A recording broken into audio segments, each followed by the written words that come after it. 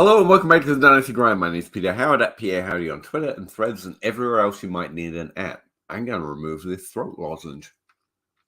I just realized it's hard to talk while sucking on that. Oh, clip. Where was it? Yeah, we do a live stream every Wednesday where we talk about Dynasty fantasy football or really fantasy football in general. If you have any questions, comments, or thoughts, or just taunts, I guess, preferably in relation to some of those subjects, then please drop whatever they are in the comment box on whatever streaming platform you happen to be watching us on that they provide. It could be under us, could be to the left, it could pop up on a I have no idea where we even stream to at this point. We're very unprofessional. We do, however, try and answer everyone who is kind enough to offer us a comment and give us someone to talk to every Wednesday night for as long as we get comments. That's as long as we tend to talk with each other and with you all. We do it democratically, however, or I don't know, democratically sounds like the right word. I don't know. We do it in the order in which they turn up in the queue. There's no real way to jump that queue. You can donate money if you want, but we don't skip to money, mainly because that's too complicated for me. I just like reading it in the order that it comes in at. Not that we don't appreciate any donations that happen to come through, but they are unnecessary. We really just want to chat with you all about fantasy football regularly and with each other because we find that fun.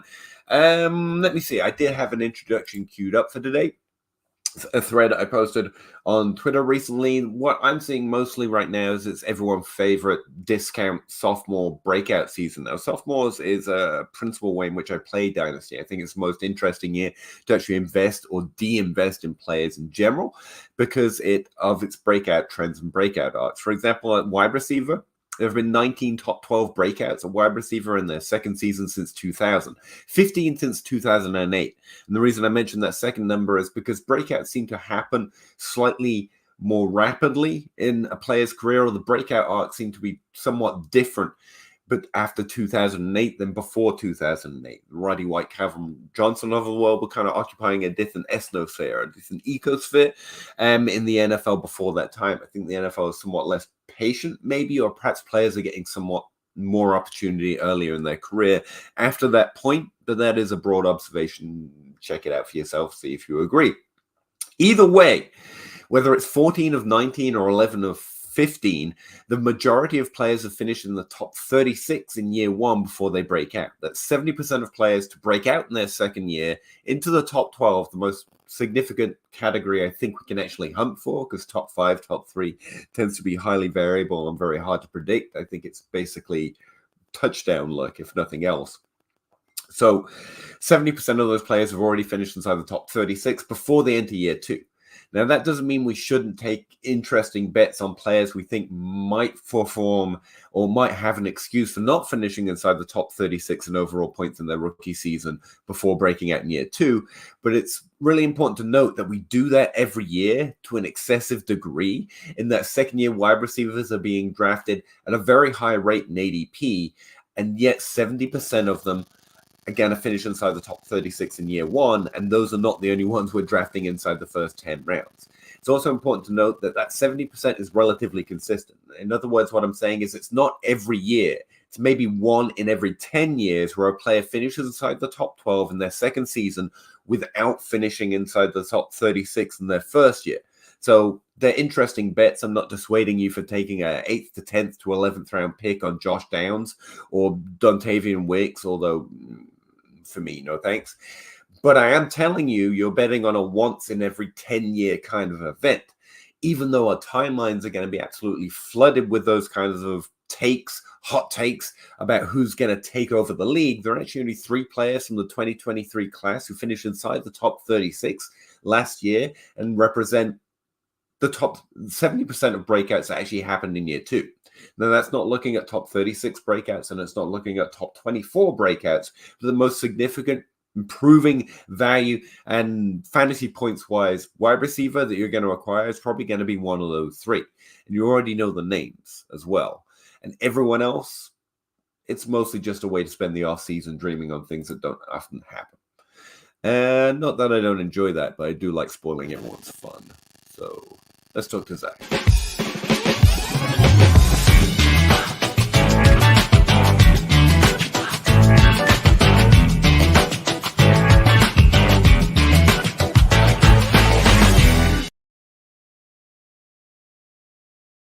Hey, Zach, what up? Not much. How are you doing tonight? I'm okay. I think I've got allergies.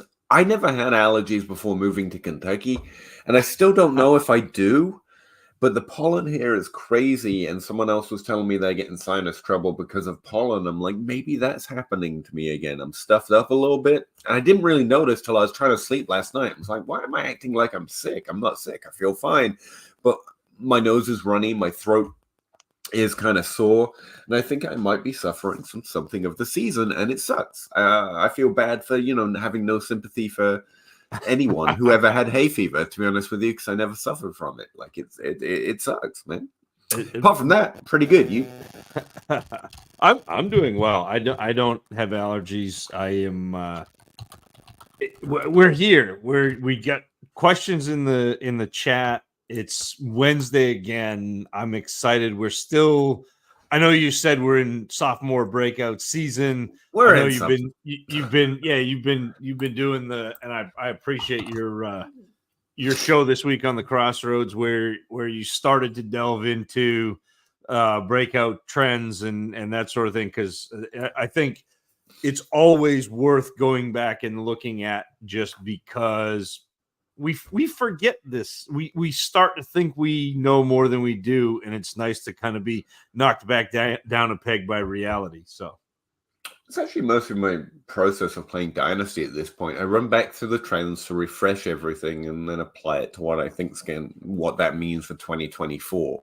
It's highly sophomore based, like I said, these days. Yeah, if you're looking for an edge in fantasy these days, it's just not giving in to anything could happen. Well, yeah, anything could happen, but this happens most often. Yeah, but anything could happen. Yeah, but maybe pay attention to what normally happens. Nah, this could happen.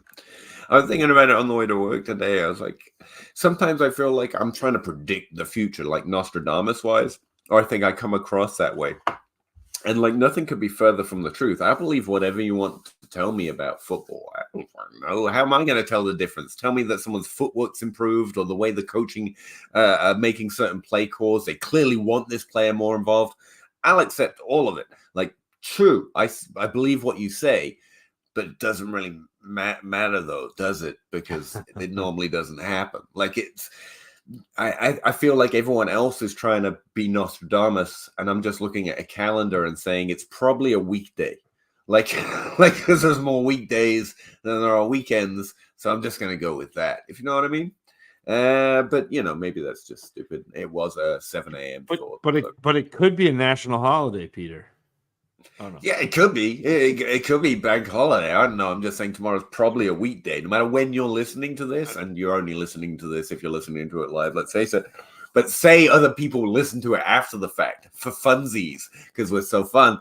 It would be a better bet to say that it's just a normal weekday tomorrow, no matter when you're listening to it. It's not always going to be true. It's not always going to be accurate, but it's going to be most accurate most of the time.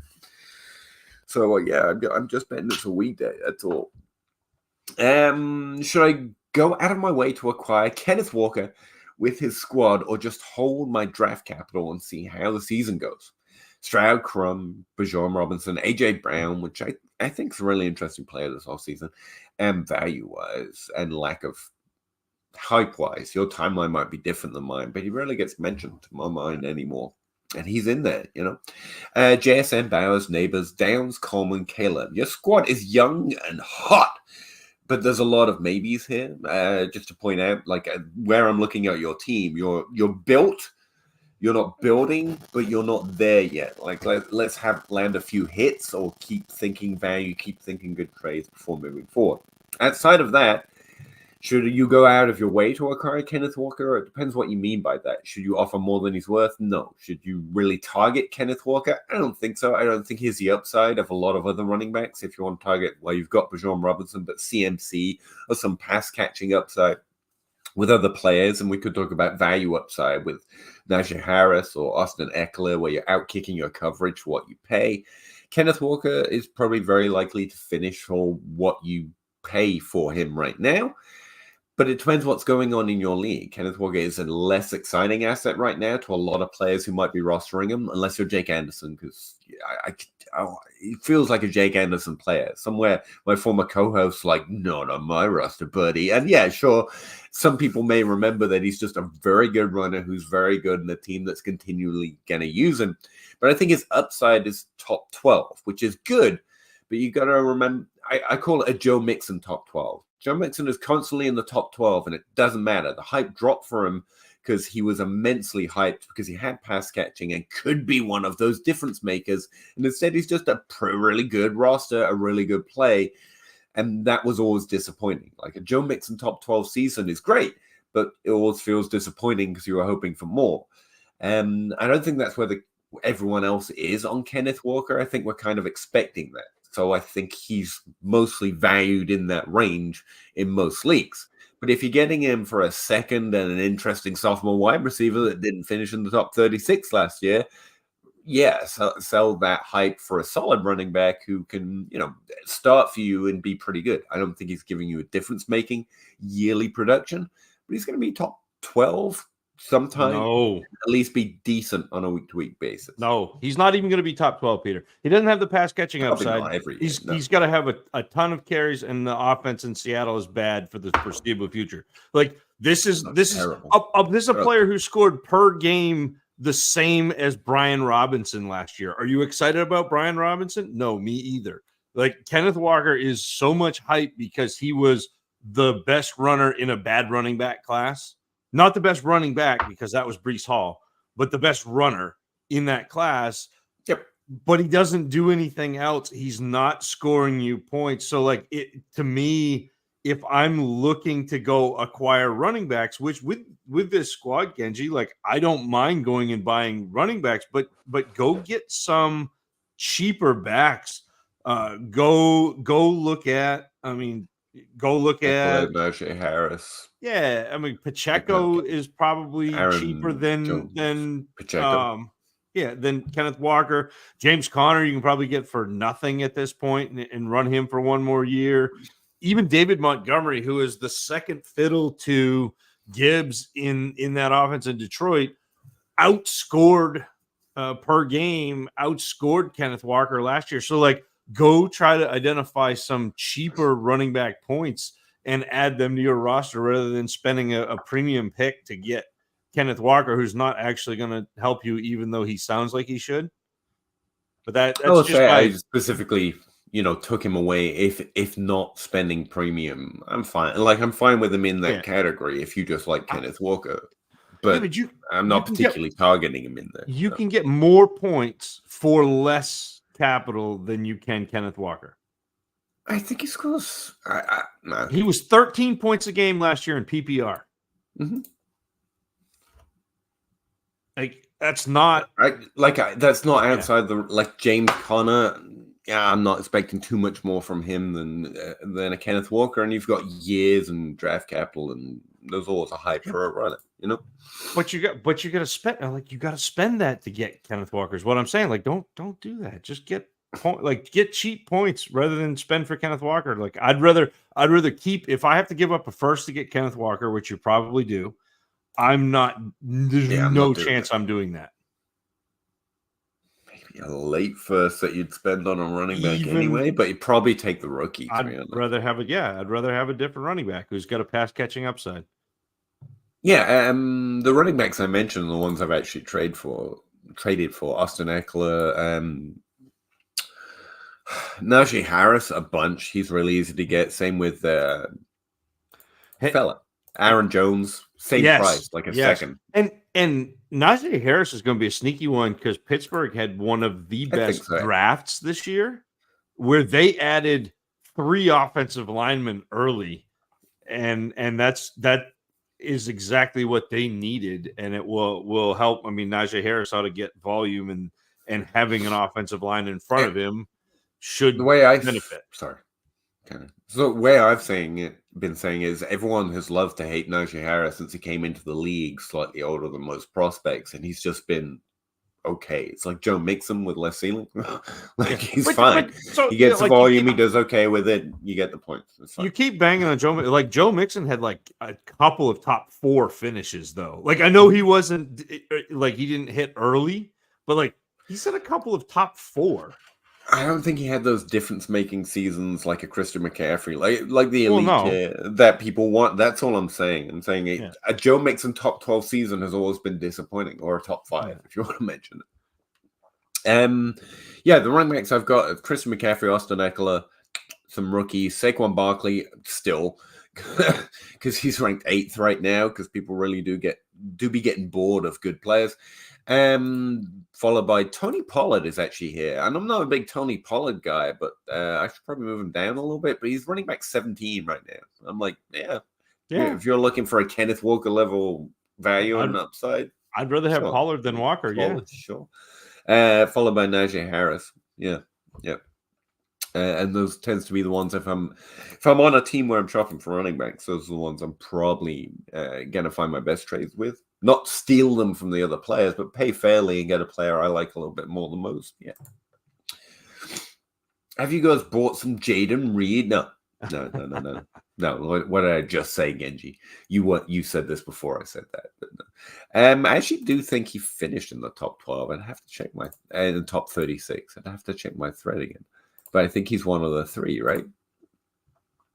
Oh, Reed? It was it was Addison, Reed, and Rice all finished in the top 36. Yeah. I no, I'm going to spend what capital I have on Addison because I'm still on that train. And again, perfectly fine, and especially if you want to argue value. But the way I always like to think about Dynasty is you only have so much value to make so many moves, and everyone's saying go do this, and this. Always makes it seem like you should be able to do more than you can. I think you can maybe acquire one of them in a league if you're lucky.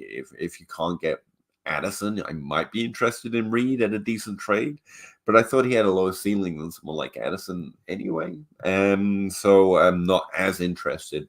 Buying wide receivers, like I'll default to the vets that start getting discounted a little bit at that point.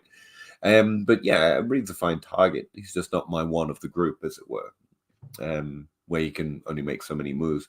Are you more interested in Reed, or is he better? Because he's less valued than Addison, let's face it. You don't have to spend the same thing. That's fair. No, he's fine. I think he got schemed a bunch of touches last year. Like he had a few like weird rushing touchdown.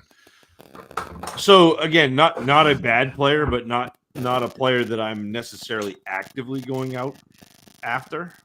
Green Bay looks like that team where it's really easy to make a case that everyone's undervaluing and the offense could really keep clicking. And it just looks like it's held together by invisible shoestrings and it's going to fall apart rather than escalate. If that makes it sense, like it's highly touchdown dependent, that's not going to continue. Not as big a believer in the idea that Jordan Love figured out how to be the next in the line of Favre to Rodgers. Now Love, because he waited too. I don't think he's in that category. So I don't think the yards come to accommodate it, or he's able to keep up an Aaron Rodgers level touchdown rate. Yeah. And without those touchdowns, like most of those wide receivers, and there's no clear. I know people argue Watson is a clear wide receiver 1. Sure, I'll give it to you on a number of different measures, but my point is, fantasy-wise, I don't think there is a wide receiver 1, even a wide receiver 1 that finishes in the top 24, better than others that you could get at value. In Green Bay, I think it's a bad offense cobbled together, highly touchdown dependent, and I think it's going to let a lot down that go for the discount points this year. I mean, fair value is fair value. They're all interesting in that range, but it's not an offense I'm targeting heavily. You've mentioned Reed a few times, and that's fair. There's so much, like I'm in the camp, so it's a little hard for me to say, but it's the hate for not Reed, Love goes too far a little bit, where he just becomes, even if he doesn't hit the top 12, he's a pretty decent quarterback for that value. In a super flex, I could kind of see that. Sorry, I'm going to stop talking. I seem to be a little loquacious tonight. Sorry. No, you're fine. Reed's fine. He's a player that if I can get a discount, I'll go add because I need wide receiver 3s. but he's not a player that I'm sitting there. If he's your wide receiver 2, I would be hesitant. If he's your wide receiver 3 or a flex That's pretty play, solid. I'm very happy with that. That's a good way of looking at it. Zay Flowers too. I don't know about elite, but he's pretty good. Zay Flowers. Sorry, there were 4. Yeah, Zay Flowers finished in the top 36. I'm kind of blanking on that. Like, I have to be scared of Baltimore wide receivers for a while. Like, it's just a rule now. Enforced by the universe. Yeah, if you've got more guts than me, as what I said in the thread, you could note that Zay Flowers is the only one who wasn't touchdown dependent last year, finished inside the top 36. And isn't dealing with legal trouble right now. Like, if you want to go for sophomore, and I do, Zay Flowers is a pretty decent target. And I do like Lamar Jackson. I would like to make John Hogue even angrier. So I like that argument. Zach. No, that's Zach. This is just confusing. Zach Harris.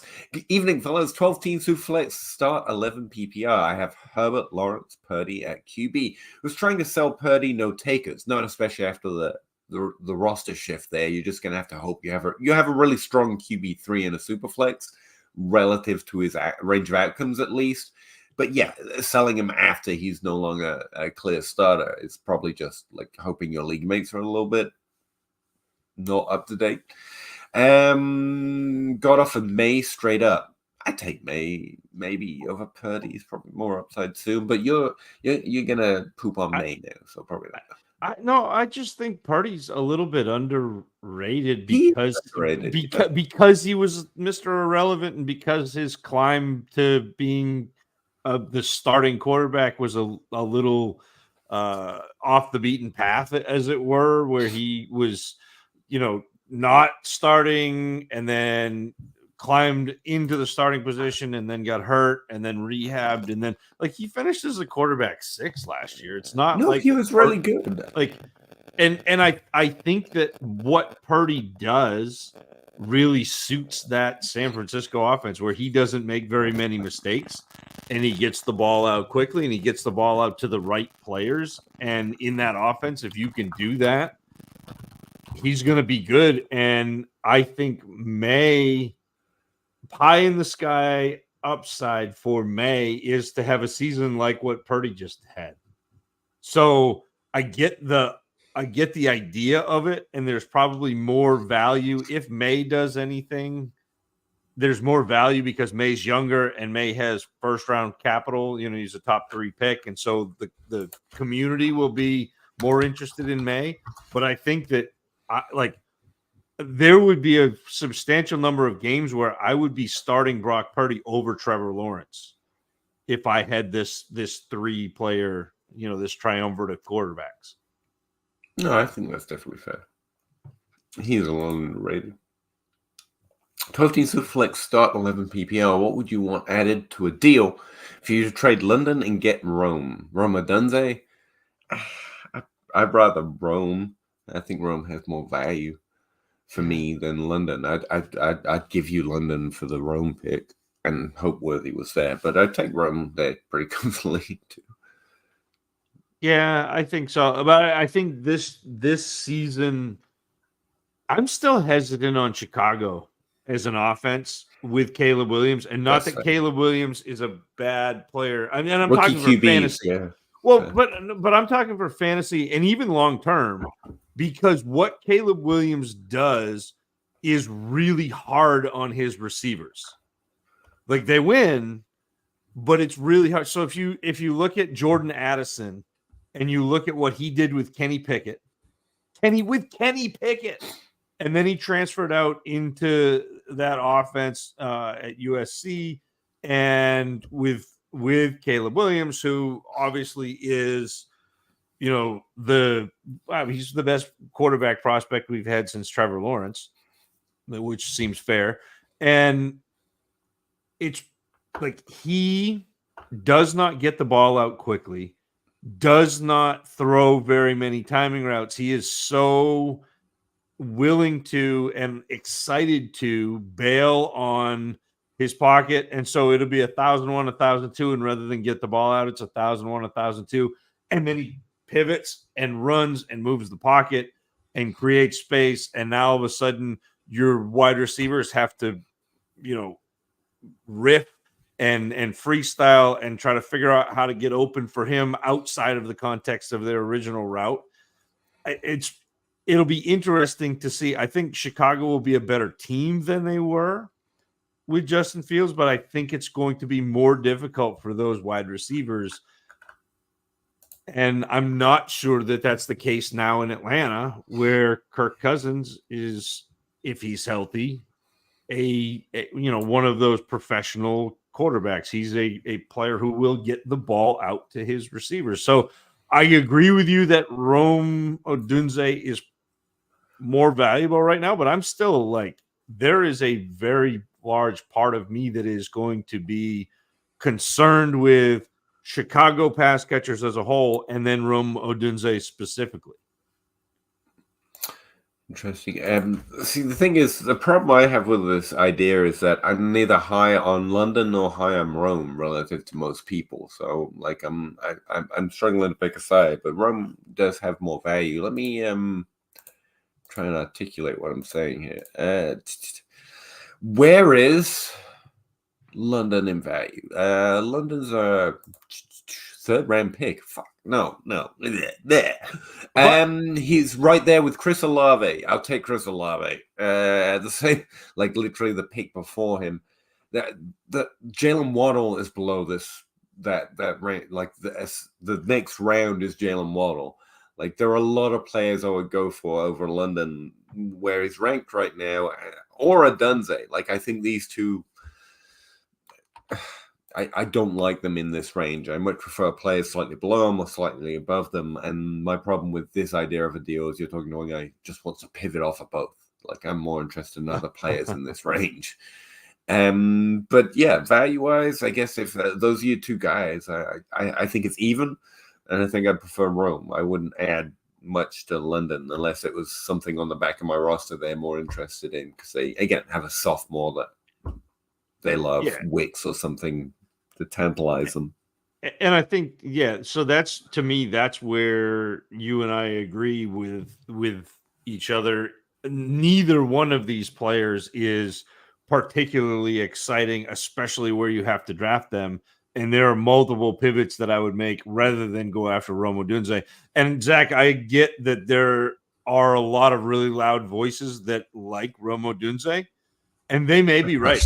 Like Peter and I could be wrong. I mean, he's kind of in that same range for me where London was in his draft.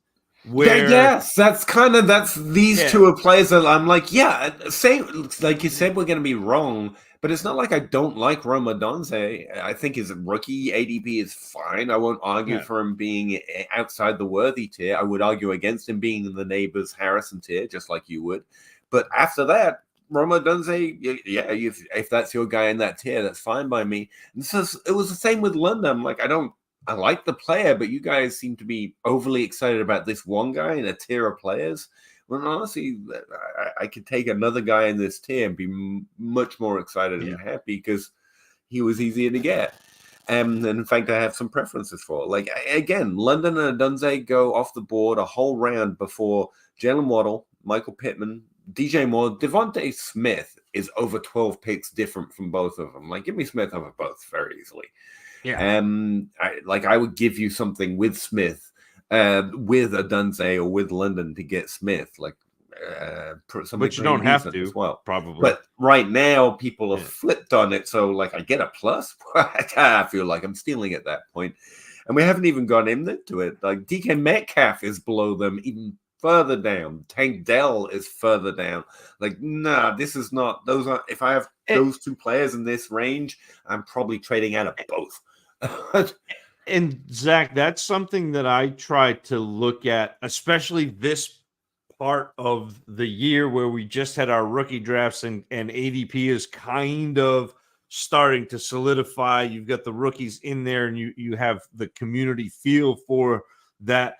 I'll go look at ADP from a site that I trust where, whether it's DLF or whether it's somewhere else, Keep Trade Cut, I think is a little bit volatile for me, but you go look at ADP and you can really identify ranges of players that are either overvalued or undervalued. And then I check my roster and see if I have players that I think are overvalued. You can ship them for players that you think are undervalued.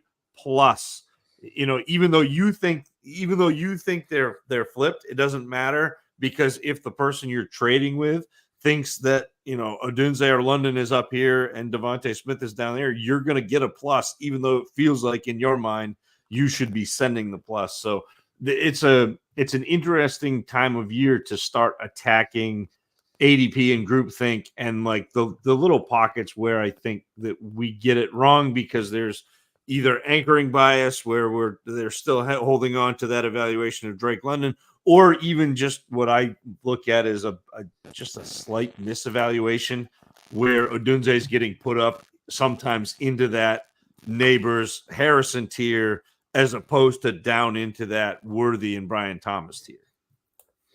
And to be clear here, Zach, there are two answers here, because one is what would we do, and we're explaining like that's what Zach just described. It's literally what I'm trying to do with my draft sheet, show where my ranks are different from the average, not so other people can know how smart I am, so that when I'm going through a draft of general values, I can know more easily where I'm at compared to everyone else. I don't want to go against ADP. I would take that as a value and just look for a few little areas where I feel very strongly against it, and try and maneuver that way.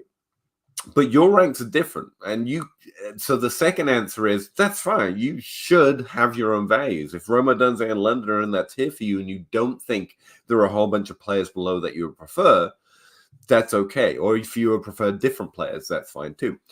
But what we can say, and that's what value, quote unquote, is meant to be for. They're valued in this range. That's what ADP really stands for. I don't know why I did this. So that trade should be even. That's what ADP tells us. Now, the difference is no one wants to really do an even trade, wide receiver for wide receiver. So you've got to put something in the trade that's tempting to them. And you can only really know that by knowing the other person, lower Pasiga style, or just trying to sound them out with a conversation in your trade. Hey, who are my rosters really tempting to you just as an ad or as a second round pick that you might be more excited about than everyone else? Like you've got Wicks and they're a big Wicks fan, or Tank Dell if you're me. No, Tank Dell's too high. But you get the idea. Or running back. They really like a running back and they might need a running back and you have a little depth there. And that's how you try and find a trade there that's actually even, but you're giving them something that actually makes the trade tempting. But I wouldn't really add to London to get Rome because the ADP says they're equally valued. Now, the difficulty with giving general advice, even in that second answer form, is that when you go to the person in your league, they're like, that's not where I have them. ADP isn't my value. That's a problem in Dynasty. And that's fine too. My best advice for that situation is recognize that you're doing that as well.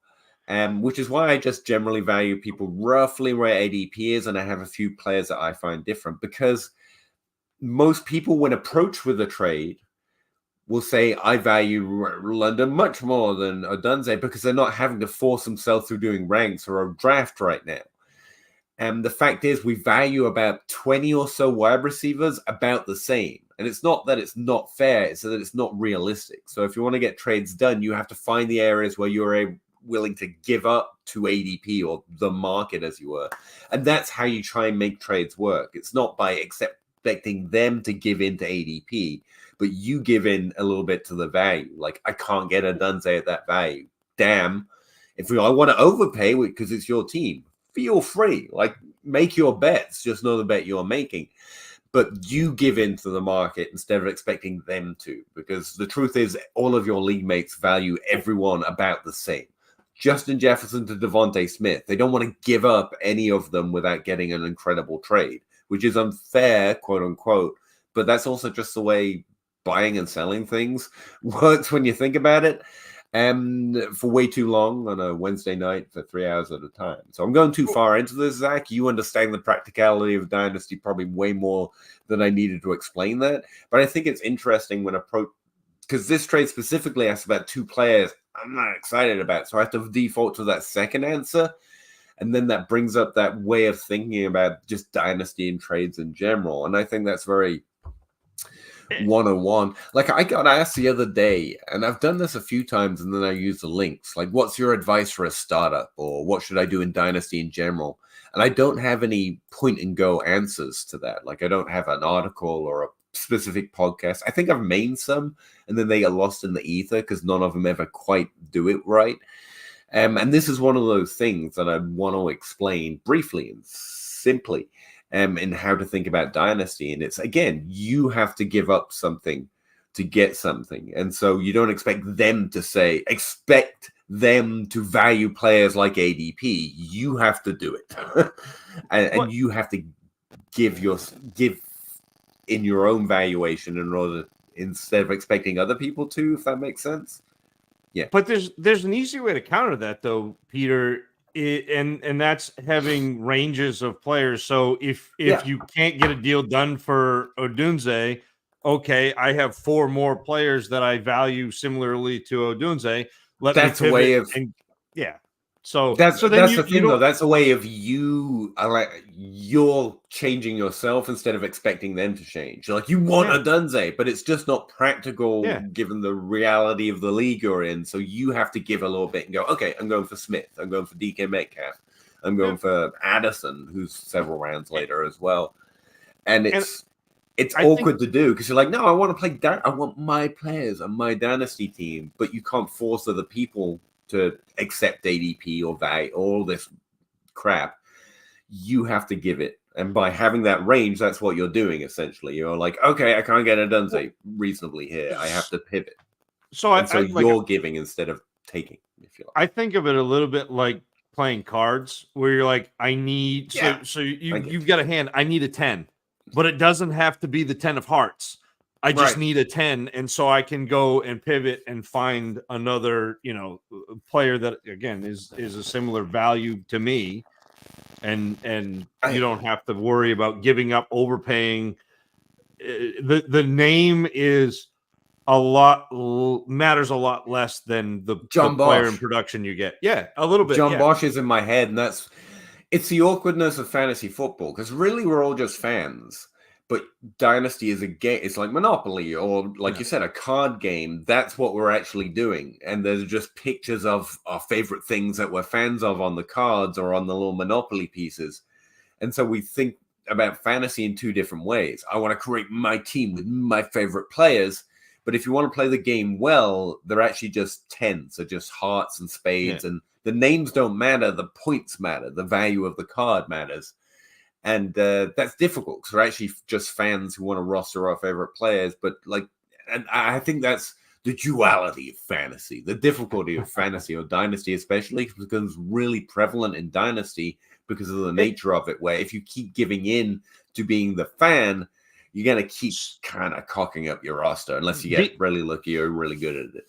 It would be an interesting experiment, Zach, to start another league where you dissociate and you just strictly play, calculated and you can have your fan team and just see. But I guess the ultimate answer to your question is you probably don't have to put anything with London to get Odunze. They're basically the same.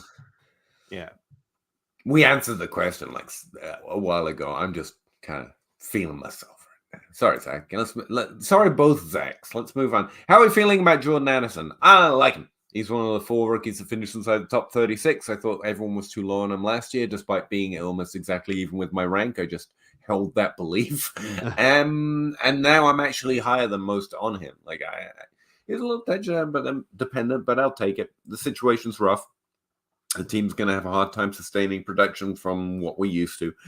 But I believe in the player. The situation's changed. So I'll buy in now in what looks like a weaker market, if you will, because of the likely lower expectation, in the hopes that my evaluation on the player, or at least my evaluation of the profile with a good college profile, good rookie year 1, eventually pays out. That's where I'm at. I traded late first for him this year, at least once, a couple times maybe. Yeah.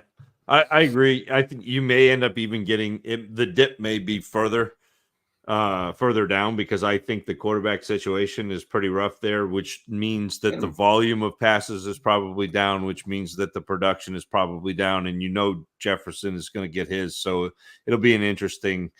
Jefferson's got a hard time maintaining, and that says something for Addison. Yeah. Now, again, Zach, this comes to me. This is what I mean by know the bet you're making.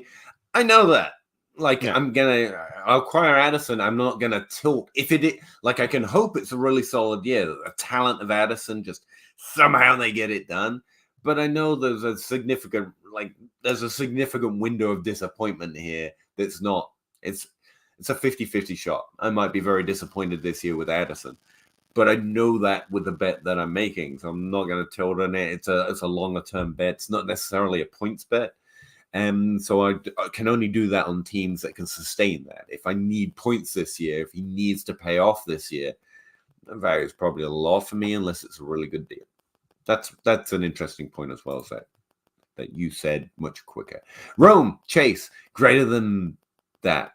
BBL Genji is on Rome Odunze as a top 4 player in the NFL, top 4 receiver in the NFL. And if he is that, we will come back and tip our cap to you, Genji. But I think he's going to struggle to be a top 3 receiver in Chicago right now. Chicago's got a good receiving core. That's not a knock at Odunze, but. That was a very nice way of burning someone. With all due respect, you suck, kind of that. No, he's a good player. He just is not Chase. He's not. Why is Drake London a scam? I don't think he's a scam. I think he's that player in that tier that people overhyped. Like, honestly, right now, Roma Dunze, Genji, and why that might be awkward for you.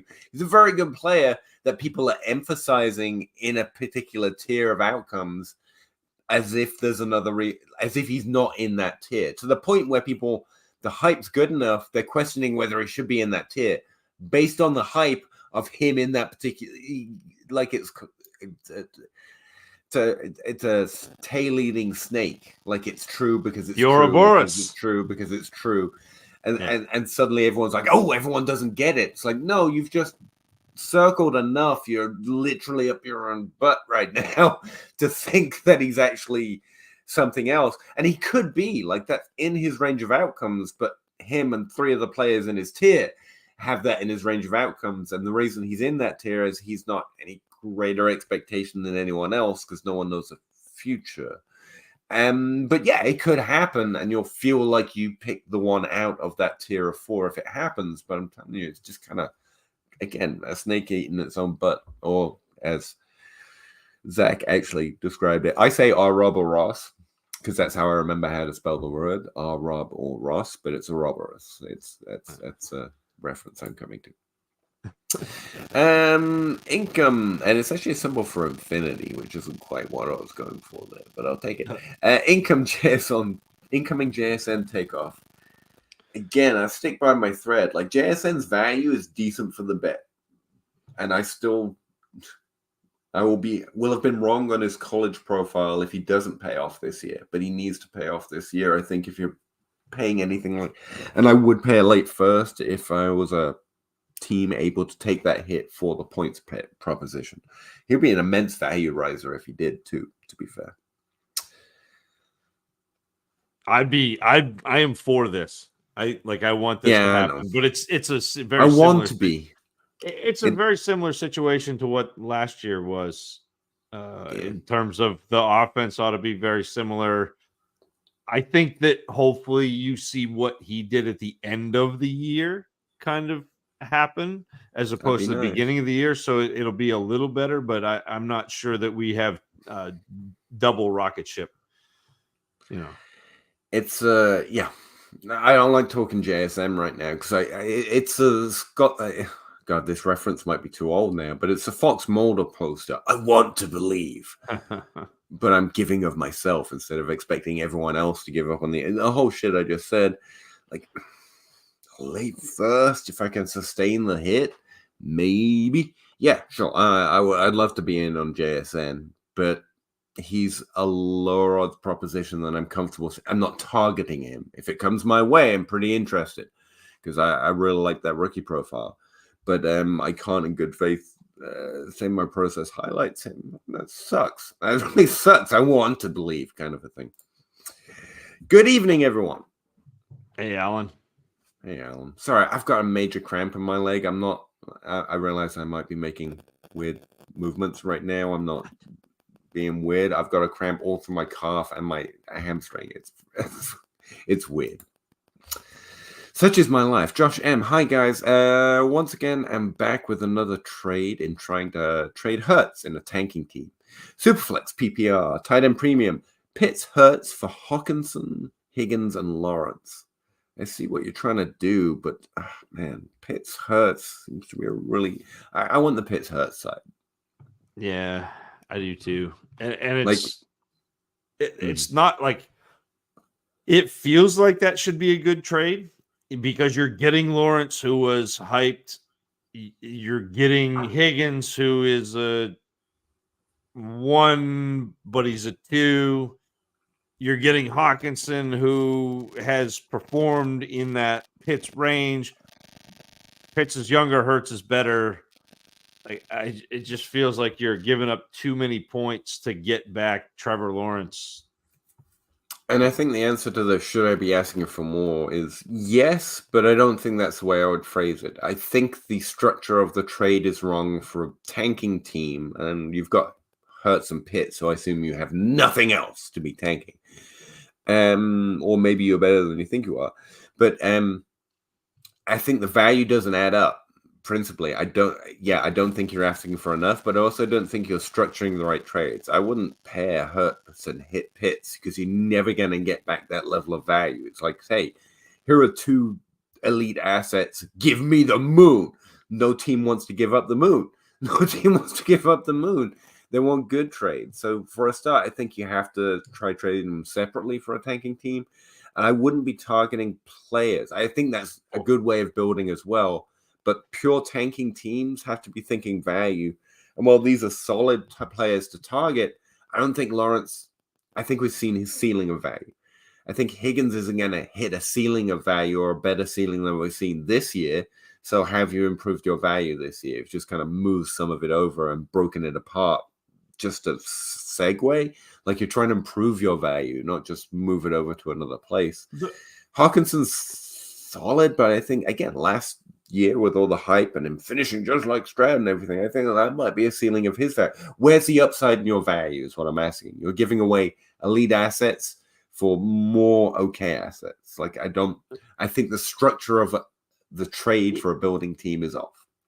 So if I am going to trade Hurts off a team, and we'll break that down into like let's forget about Pitts for a minute, but like if I'm going to trade Hurts off a team because I think I need to break down elite assets into multiple pieces, what I'm going to try to do is get somebody like Lamar Jackson, get somebody like Dak Prescott, get somebody like Kyler Murray.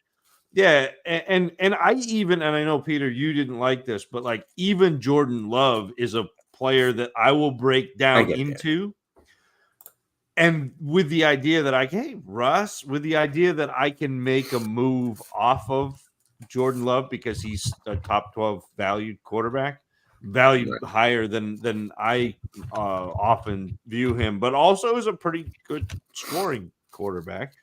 And picks. So like if I can trade Hurts, get back a quarterback who is a reasonable facsimile of those points, but not valued like Hurts, and get picks. So what I did in TA 11, here's Russ's league, is I traded Josh Allen, who's essentially Hurts.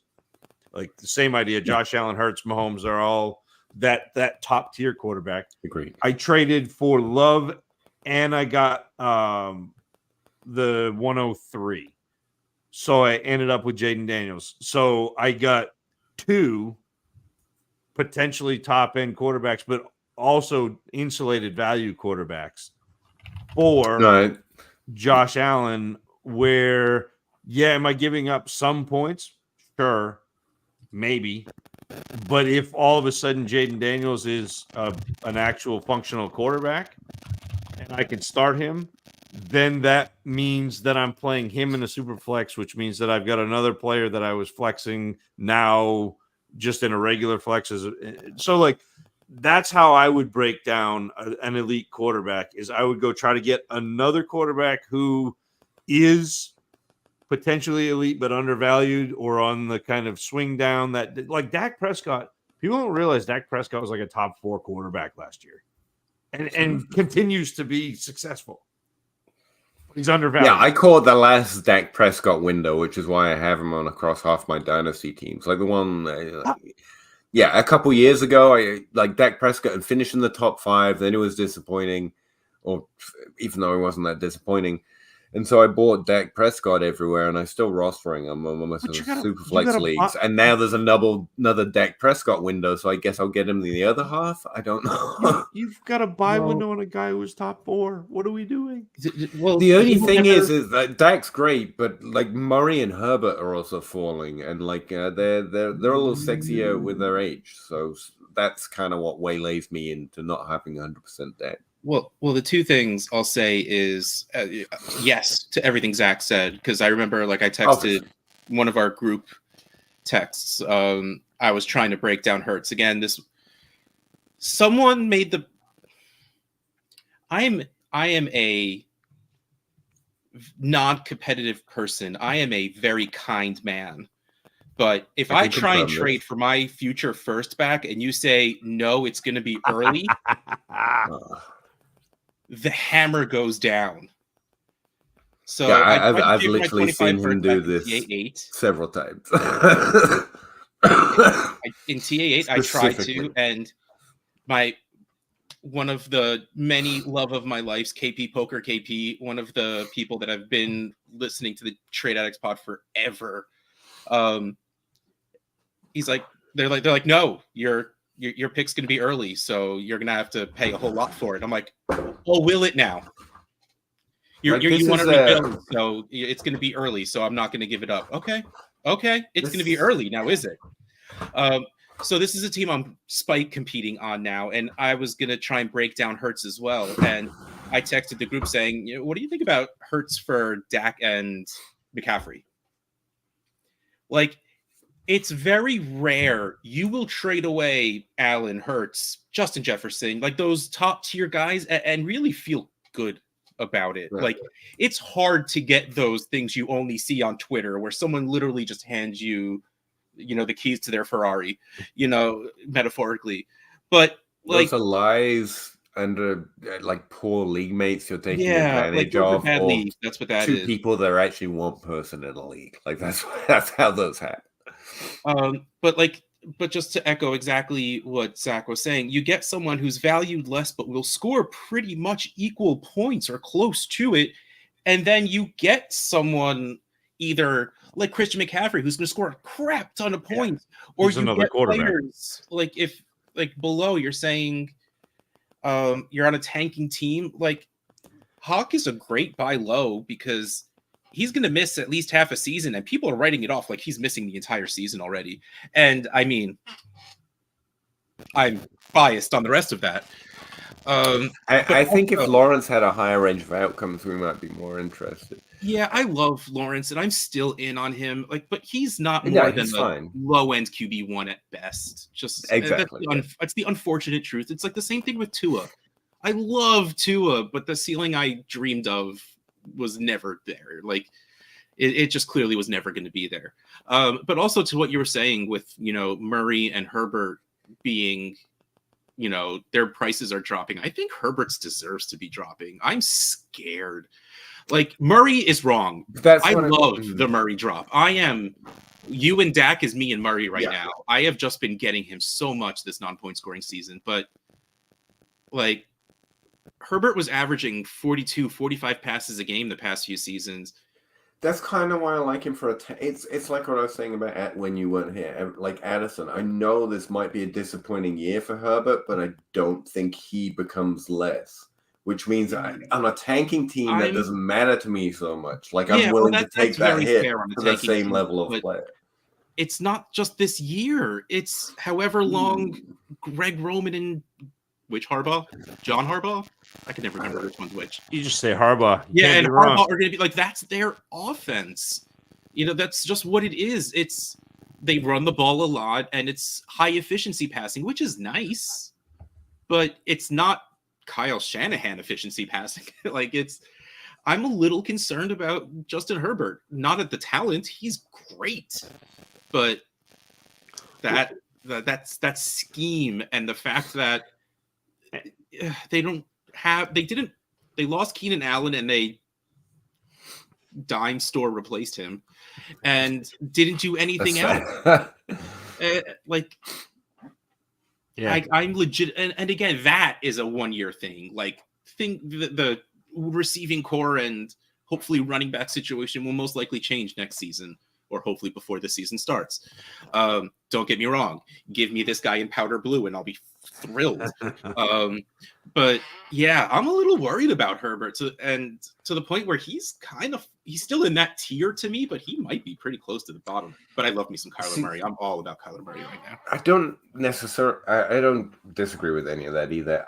What I would say is that, especially on a tanking team, it gives you the opportunity to have patience and know that by the time we can see where the sky might open up again, other people do too. Whereas if you just take it on faith that a good player is a good player and situations change, you can get in there in the window instead of waiting for the window to start closing. Yeah, you know what I mean? If you believe, and on a tanking team, you kind of have that ability to have some more level of pace. That's why I think Herbert is interesting in that conversation. But yeah, if you believe things will get better for him, you're right. Now is the absolute amazing. There hasn't been a buy window for Justin Herbert since the rookie draft, since the 2020 rookie draft. He started, and all of a sudden, okay, well, that guy's good. Let's go. And this is the first time there's been a buy window on him. So absolutely, if you're a person that just believes in the talent and that the talent will show out, go for it. Absolutely, get him everywhere. Especially where we have proof of the talent. To me, the only comparable right now is Hurts, actually, after his rookie season, where there was significant, and honestly, yeah, there was draft capital concerns, and he was lower drafted, and the team was making moves, and they thought they were going to replace him. They had multiple. It only sounded silly if you believed that rookie and that the player was good enough. But there's risk in taking an evaluation to the bank, as it were. Yes. It's not, because the NFL is the NFL. It can smell its own farts and get rid of a good player. It's kind of the concern on Purdy right now. But if you're willing to take that risk, you're solid on that evaluation, the teams with Hurts right now, like yours that were like yours, Josh, or other teams that are actually successful because they've got Hurts and another great quarterback, a lot of them just took that risk. And the way to be that team is to do that now with Herbert. Especially tanking teams could take that opportunity. But again, we said this and agreed. We're all agreeing with each other. This sucks. In a really great way. It's nice to see you guys. I love you. I'm mean. I sound mean. I'm not. I'm glad. I'm really happy to see you here, Russ. Actually, because I need more drink, but I won't leave Zach alone unless forced. So that works for me. I might disappear in a minute, refill my coffee cup. Box, because you never gave us access to that. You haven't given us access to that yet. I was gonna ask. I gotta resend those emails. Zach added his things, so I was hoping maybe any chance of a Dotson year 3 breakout. I'm still. It happens. Breakout. Remember when the 3rd year breakout was a thing? Those were the good old days. I fucking hate that sentence. Oh, I'm gonna die. But I mean, I don't think Dotson is bad. So you need to temper your expectations of what that word breakout means. Can he be a solid fantasy wide receiver 3? Yeah, that's I think that's what would be a breakout for him. And again, that's what you need. You need those in your 12 team start 10 leagues. You need a wide receiver that you can start every single week. And I think that's in his range of outcomes, especially because in the NFL, he's seen to be good at catching touchdowns, and the quality of quarterbacking, even though I loved me some Sam Howell, has gone up in Washington. And of course, that also there's some man named Terry McLaurin there that has something to say about where those targets are going. But again, it depends on what you're thinking that word breakout means. Is he going to be a wide receiver 1 or 2? No. But like, if you think like maybe he'll be a solid wide receiver 3 with maybe a couple of spike 2 weeks, yeah, I think that's absolutely in his range of outcomes. Yeah, you're far more optimistic on Dotson than I am, and I did not love him. Yeah, you never as did. a prospect, and it's hard to like. He's had a really good season in his 4 years. Like if you add his 4 years up, he's had a really good season. Yeah, and that type of player is not necessarily what I'm looking for. And so like he's to maybe this was a trick question because he's not having a 3rd-year breakout. Like that's not going to be a thing because he's already been in the league for a minute. But yeah, I don't think he is I don't think he is that. I don't think he is that. I think you've seen what he is. He had a stretch of 7 or 8 games where he caught 6 touchdowns, and everyone thought he was great. But he's been in the league long enough that he's not like that's not what we're. Yeah, no, like he's not going to be a thing. But I don't think he's okay. Well, maybe he is bad, but like I think there's a world in where he's not terrible. And again, we're absolutely managing the expectations of the word breakout here. Well, Zach is saying no. I'm saying like I think he can do better because that offense will be better. And that's good for everybody. And thinking that he's not terrible, the offense getting better will be better for him. He's fine, but like he's not a player that like I'm not looking for a 3rd-year breakout. He's not a player that I'm like I don't see him taking over a huge market share in that offense. I don't see him getting more than 85, 90 targets. So what are we really doing? No, yeah, like don't pay more than a 1/3 if you're trading for him. Like get him as a throw-in, so if something nice happens, you can get Dotson in a 1/3 for a second, later in the season. But yeah, like for the level of what he is and what his value is, yeah, whatever. But again, like Zach said, I'm not doing anything about it. Yeah. I'd rather take shots on a couple of these players that are coming into the league this year. Oh, go. I mean, if you can get a 3rd for Dotson and then turn around and go, and you probably can get that. Turn around and go Baker or Roman Wilson or one of those players, Jermaine Burton. I'd rather have any of those players. Oh, yeah. Well, those players, yes. So much Roman Wilson. So I just kept drafting him in the middle of the second. Wilson? Yeah. Yeah. Oh, me too. I got so much Roman Wilson. So much Roman wild. Wilson. Yeah, I love it.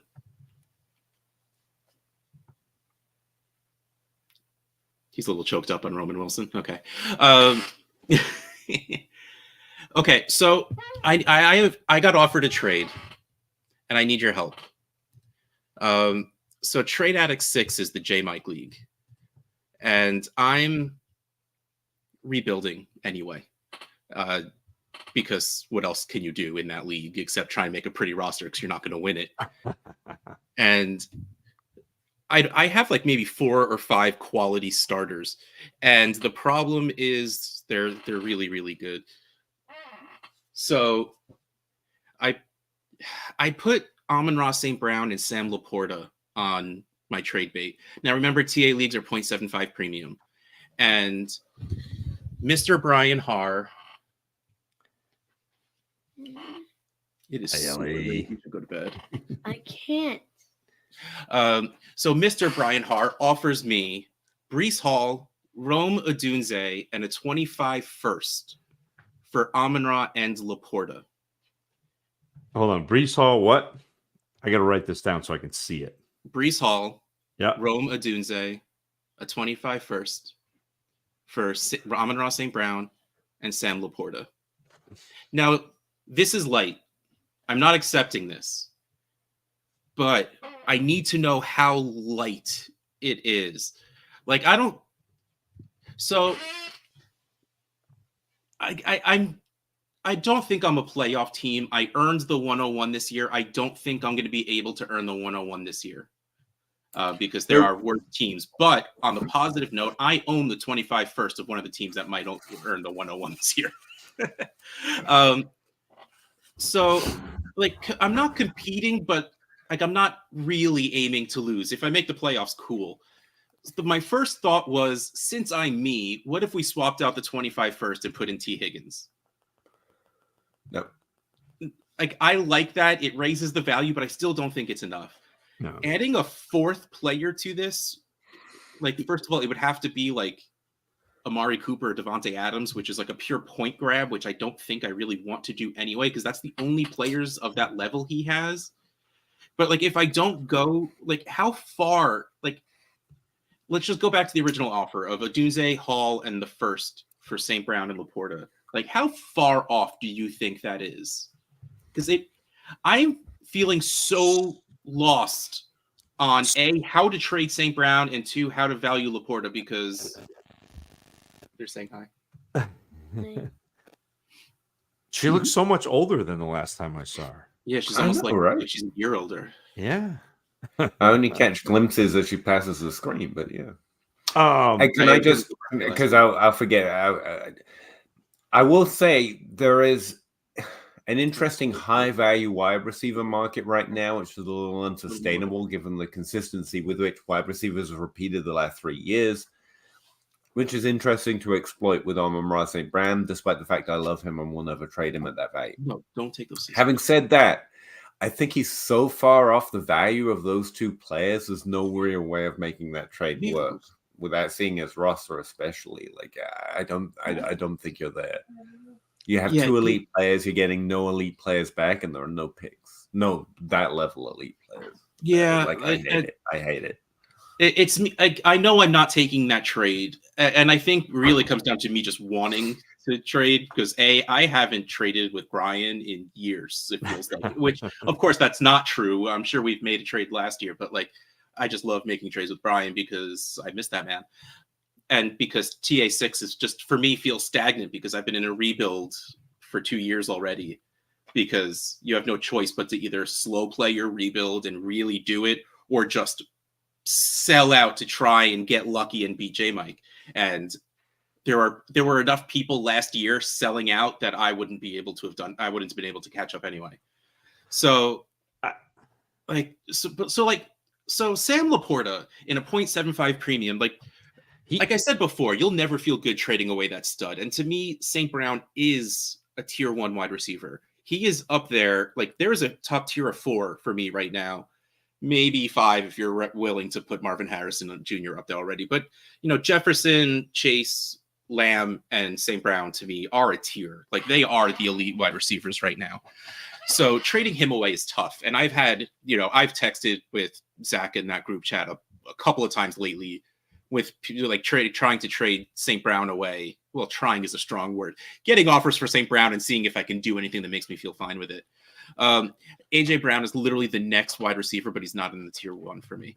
But Laporta, like, it seems like he's the tight end 1. He's like everyone's tight end 1. He crushed it. It seems like everyone was all gung ho tight end 1. Let's go value. And all of a sudden, I get the same thing with Laporta. No one wants to pay it. I get a similar feeling to the Hurts-Pitts trade. I just don't think you're ever going to get from a single team what you need for those 2 kind of players in a trade. It's like it's too much. No one wants to go, here's my Dynasty roster for the next 3 years. Go.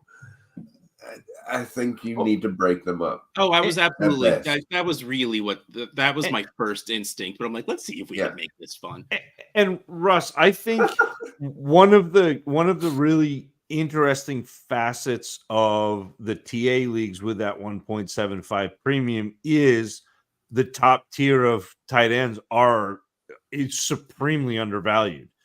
To me, those tight ends are like the QB 10, 11, 12, 13. Like that's the value for me. You're never going to get that because people undervalue tight ends as a general rule. Which is wild because the tight end is more likely to continually produce there year after year than the wide receivers. You're preaching to the choir, but this is why in Russ leagues, what I do is build my roster around a top tier quarterback and then tight end, because all of a sudden I get to flex in 4 quarterbacks. Yeah, to give credence to what he was saying. Well, first of all, St. Brown was the 15th scorer overall.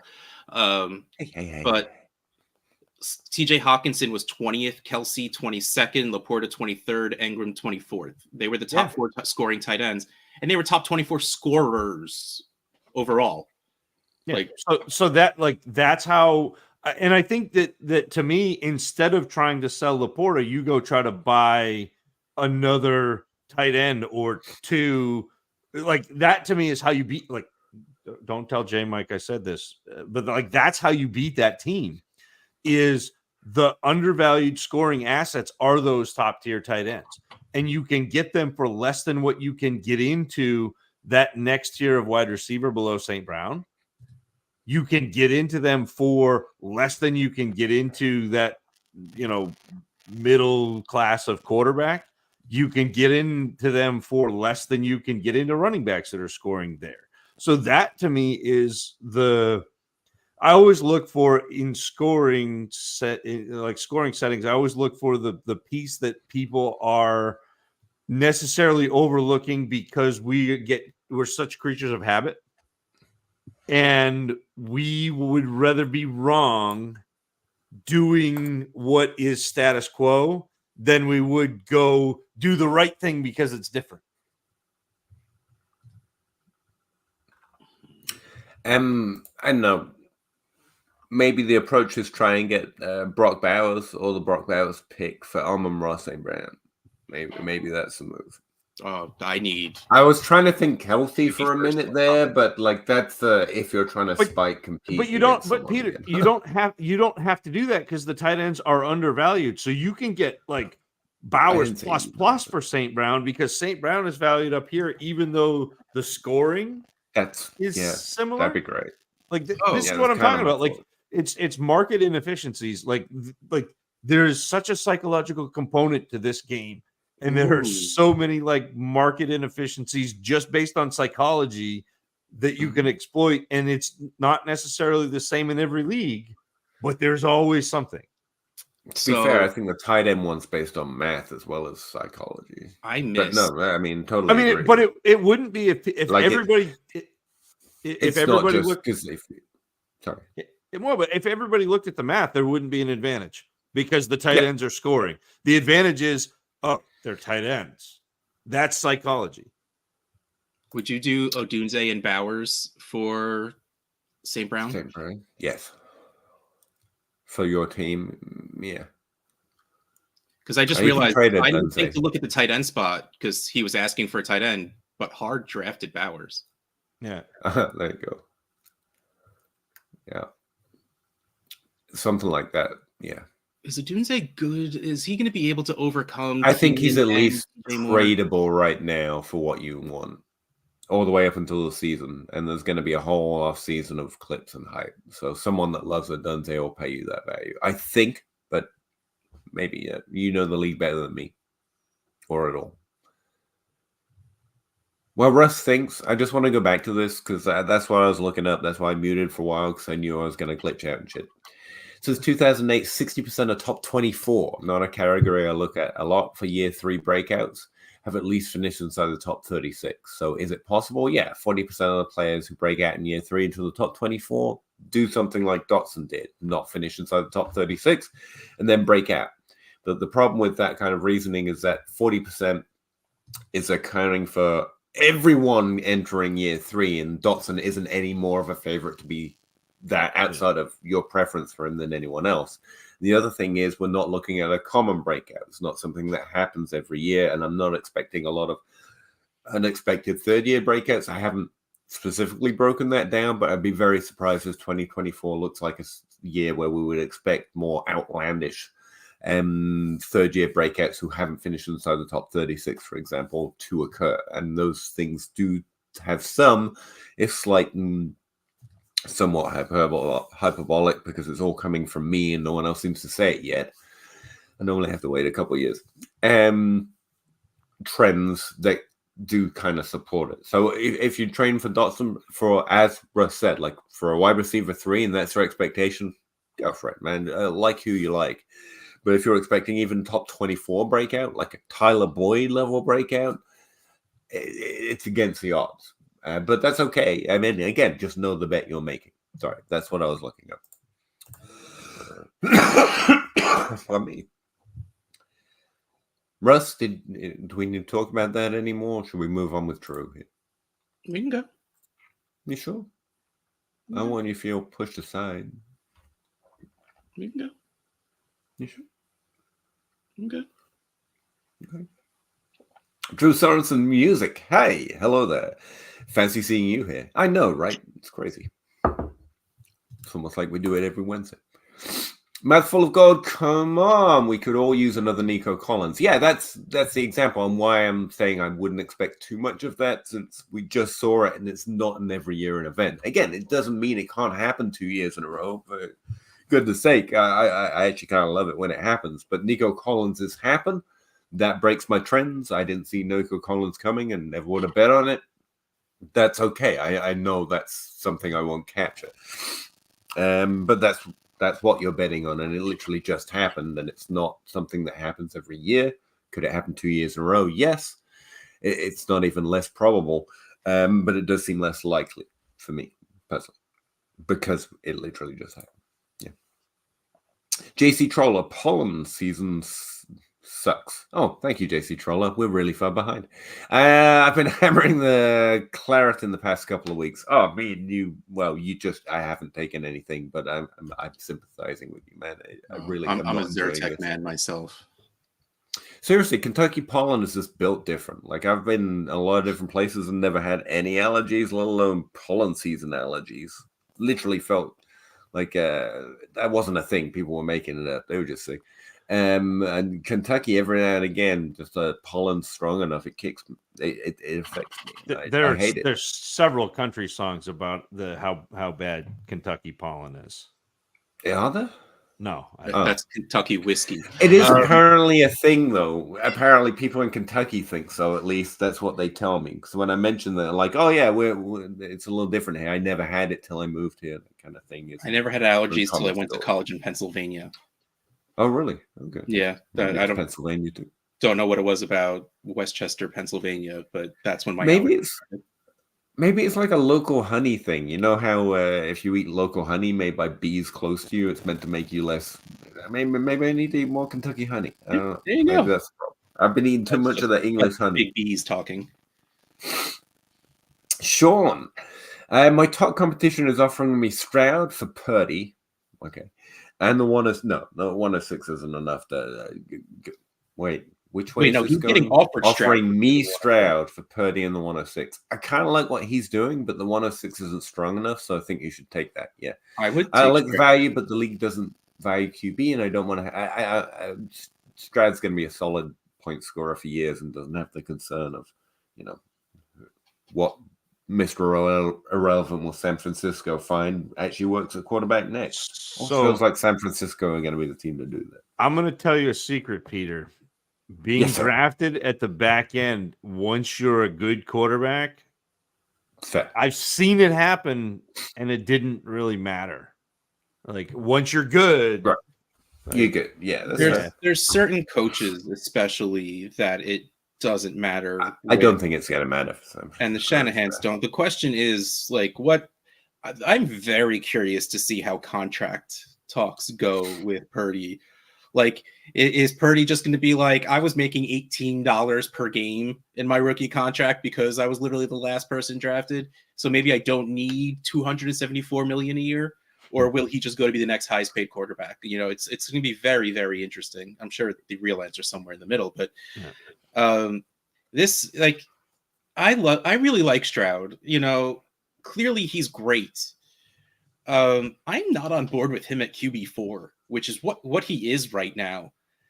That being said, I'm also not on board with Purdy scoring as the QB8 again, which is what he did. I think this was 6. like probably be, was it 6? Man, I keep saying 8, but it was 6. Yeah, even worse or better, one or the other.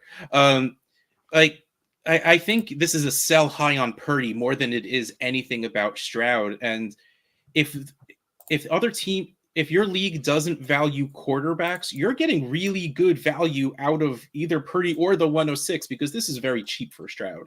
So get the good quarterback and let the other teams do whatever they want.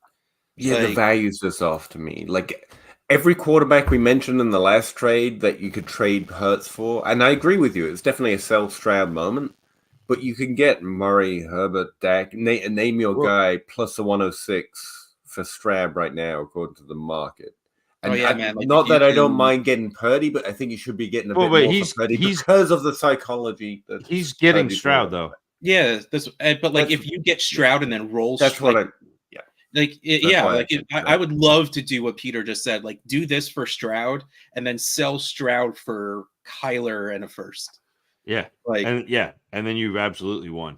Yeah, and clearly it's not going to be for an actual first, but like the value of it, like go get yourself a nice wide receiver on top of Kyler kind of thing. Like, I mean, clearly that's just what I love to do in general, but like, especially when you're getting a good price on a overvalued or a highly valued player, like I love it. Like I love talking about Jalen Hurts in TA8 because I got him for a song and a dance from Matt Price.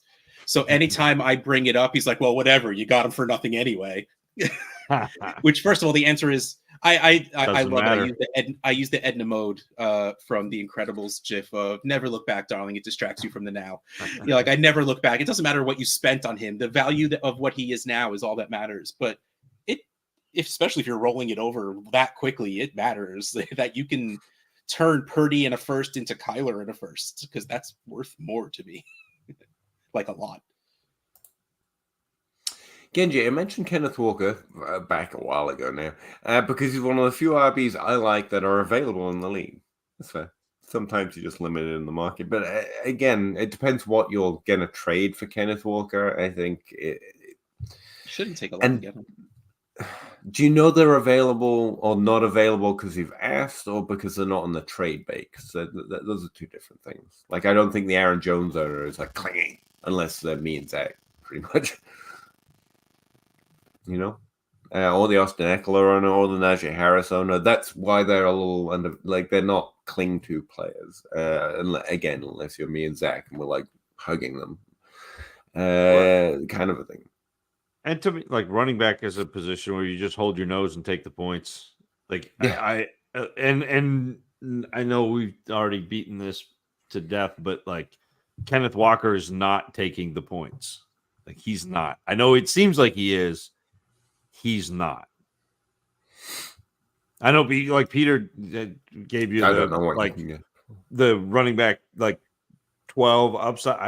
I don't believe Kenneth Walker is running back 12 upside. I think he's probably closer to like 16 at like top end. That's where I am on him too.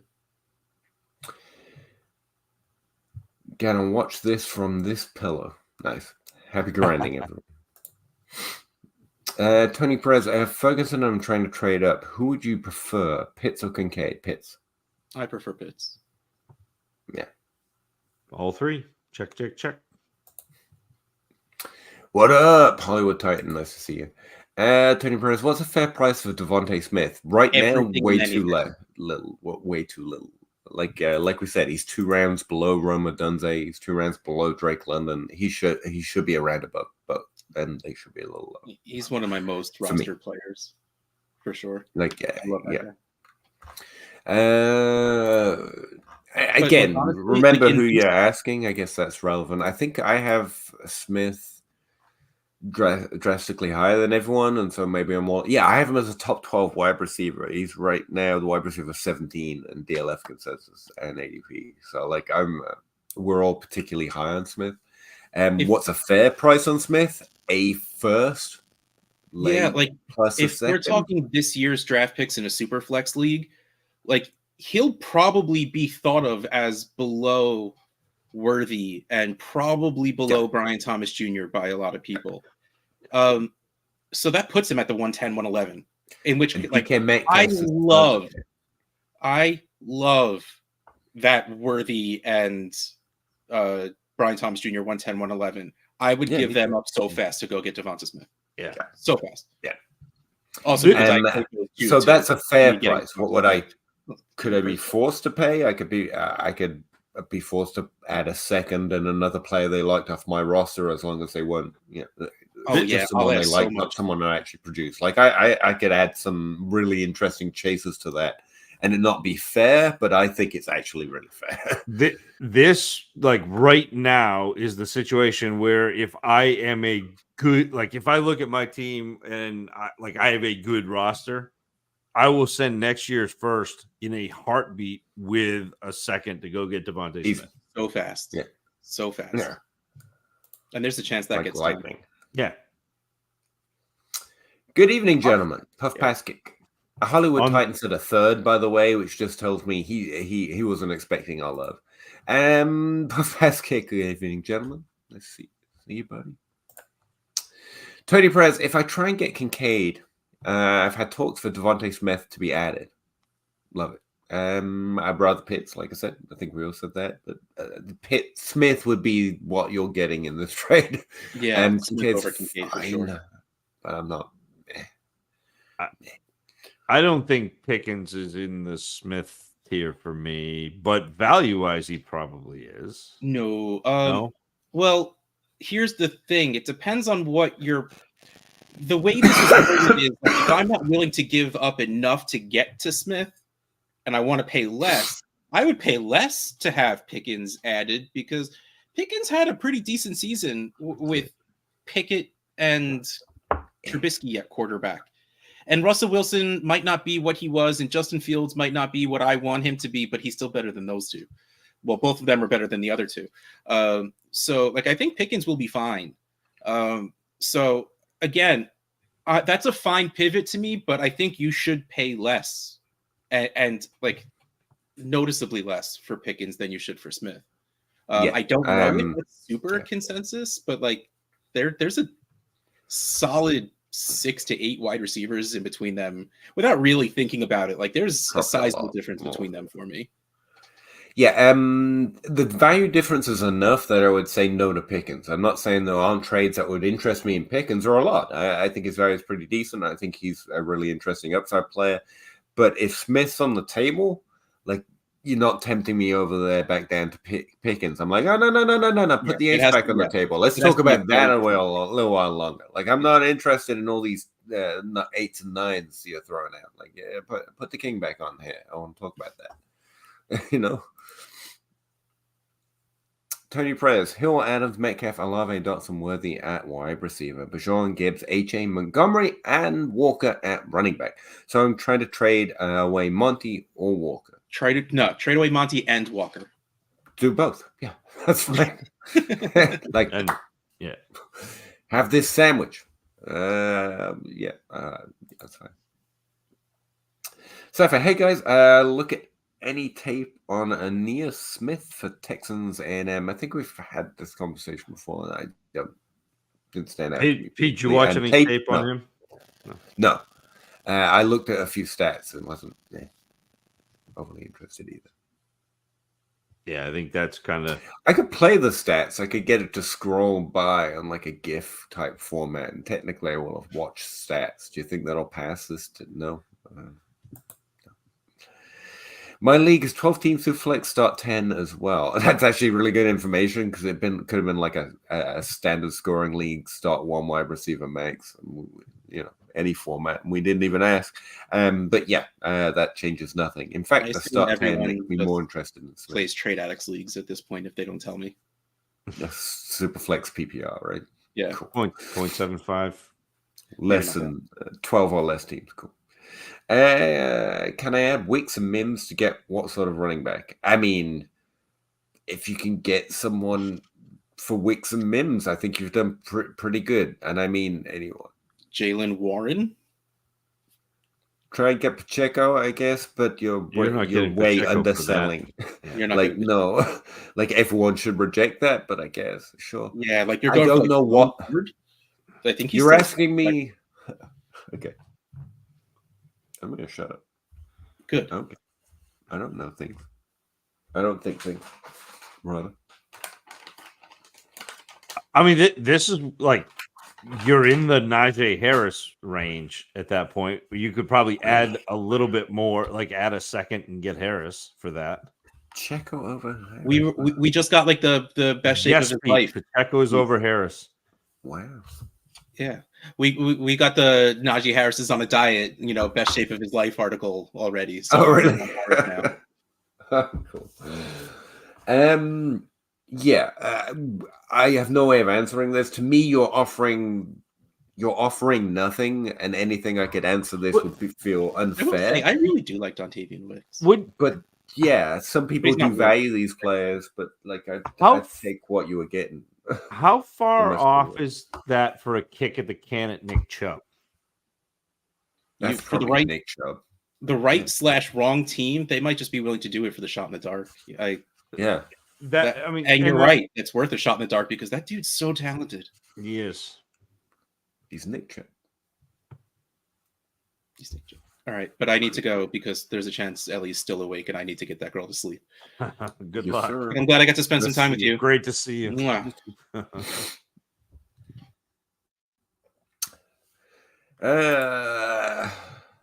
Stonehands. I think he's He's kind of a gadgety guy, but yeah. Oh, and he is. Genji, start 9 PPR. Same as my first question. Go out of your way to buy a running back now or wait. Kyler, Brooks, Benson, DK. I don't think you ever need to buy a running back unless the right trade comes along or there's a guy significant. Like the ones we've mentioned, we just think they're way too undervalued. So in any kind of competitive team, I'd send out an offer, see what happens. But with running back, you can afford to let the season start, play out, and then be like, oh, look, how competitive I am. I'm going to buy some running backs. Like running backs are always points propositions. So unless there's someone deeply undervalued right now, which will change in the season, then you can just buy them when you need them. But like I said, we've mentioned a few guys we think will be more valued in season, so we might send a few offers out right now. Like the whole list that we mentioned, Najee, Isaiah Pacheco, Zach mentioned Connor. It wasn't on my radar, but I get it. It makes sense.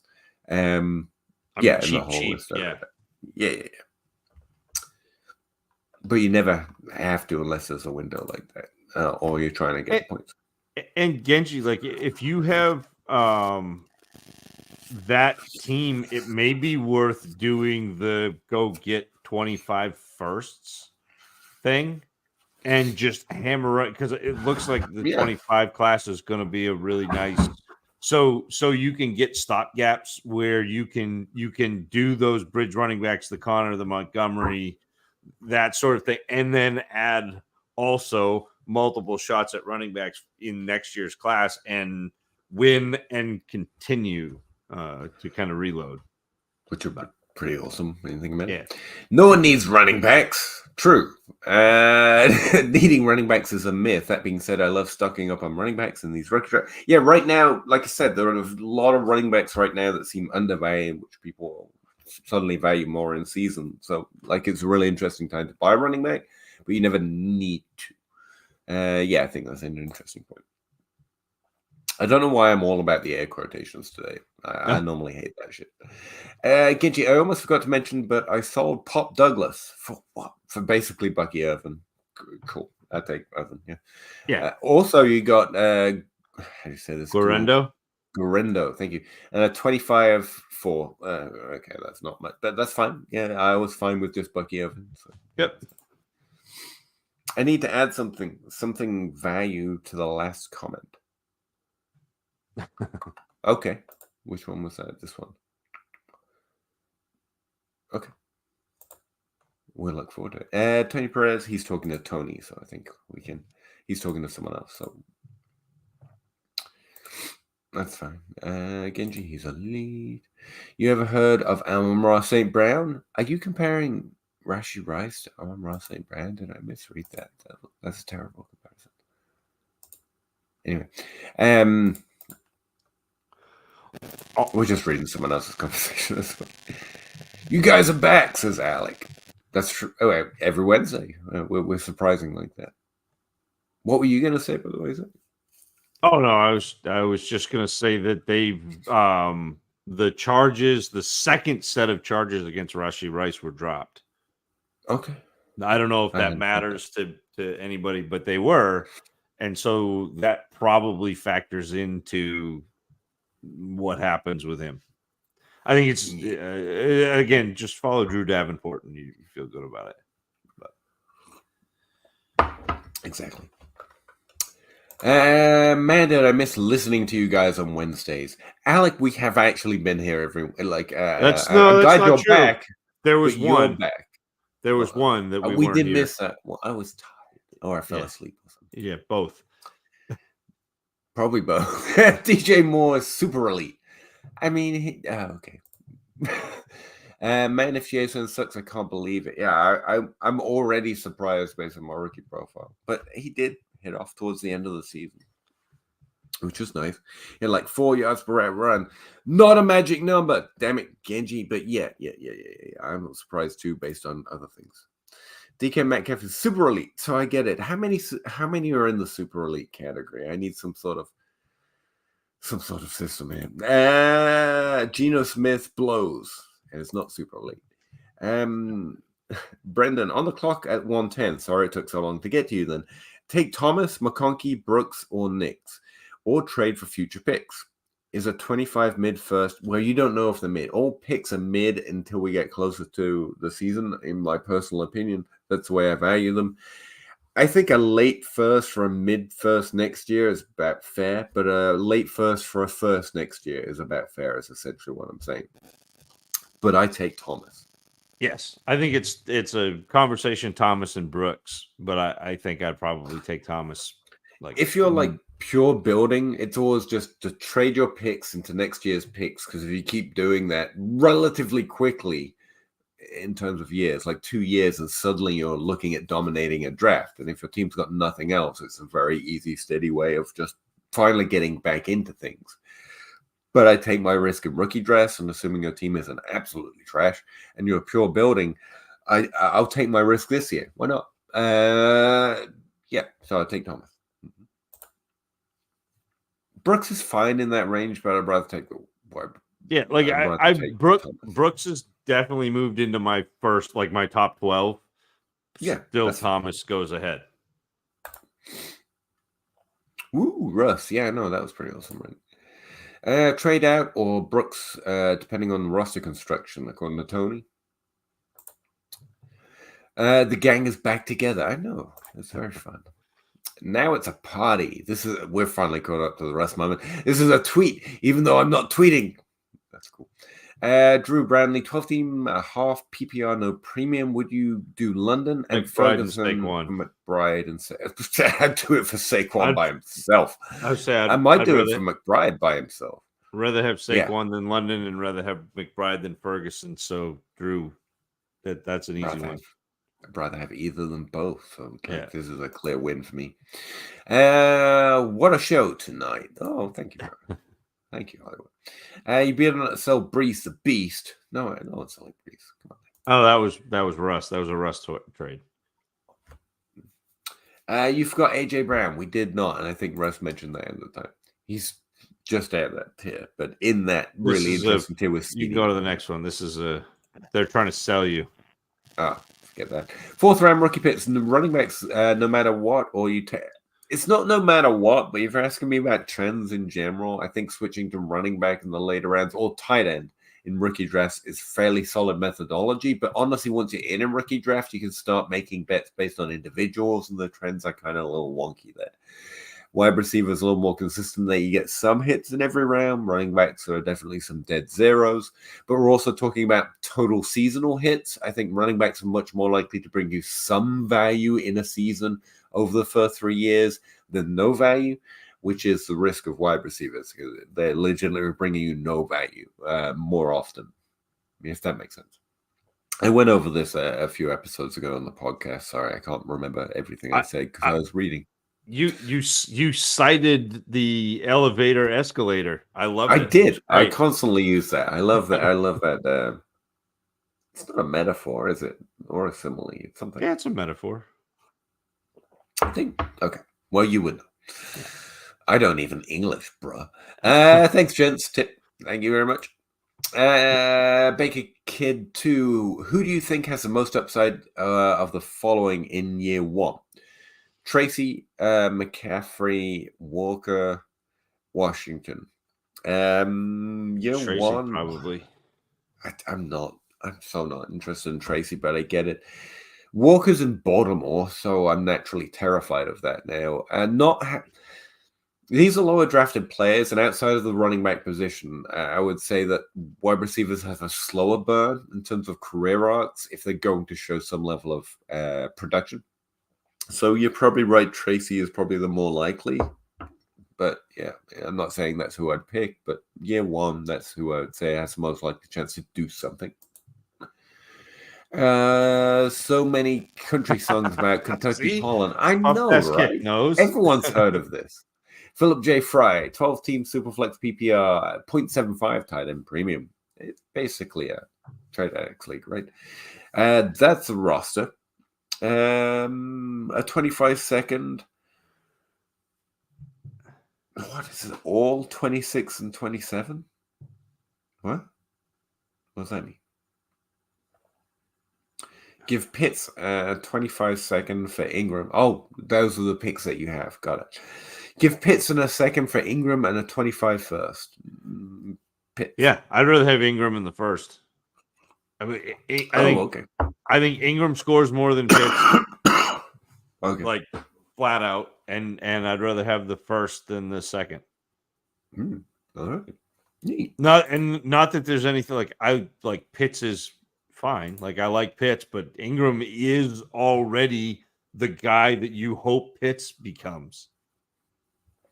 I think Pitts already is that guy too. The value's just been wild. He's not Ingram, like scoring wise, Ingram is that guy that you hope Pitts is. Like Ingram has been a top 4 tight end for the last however many years.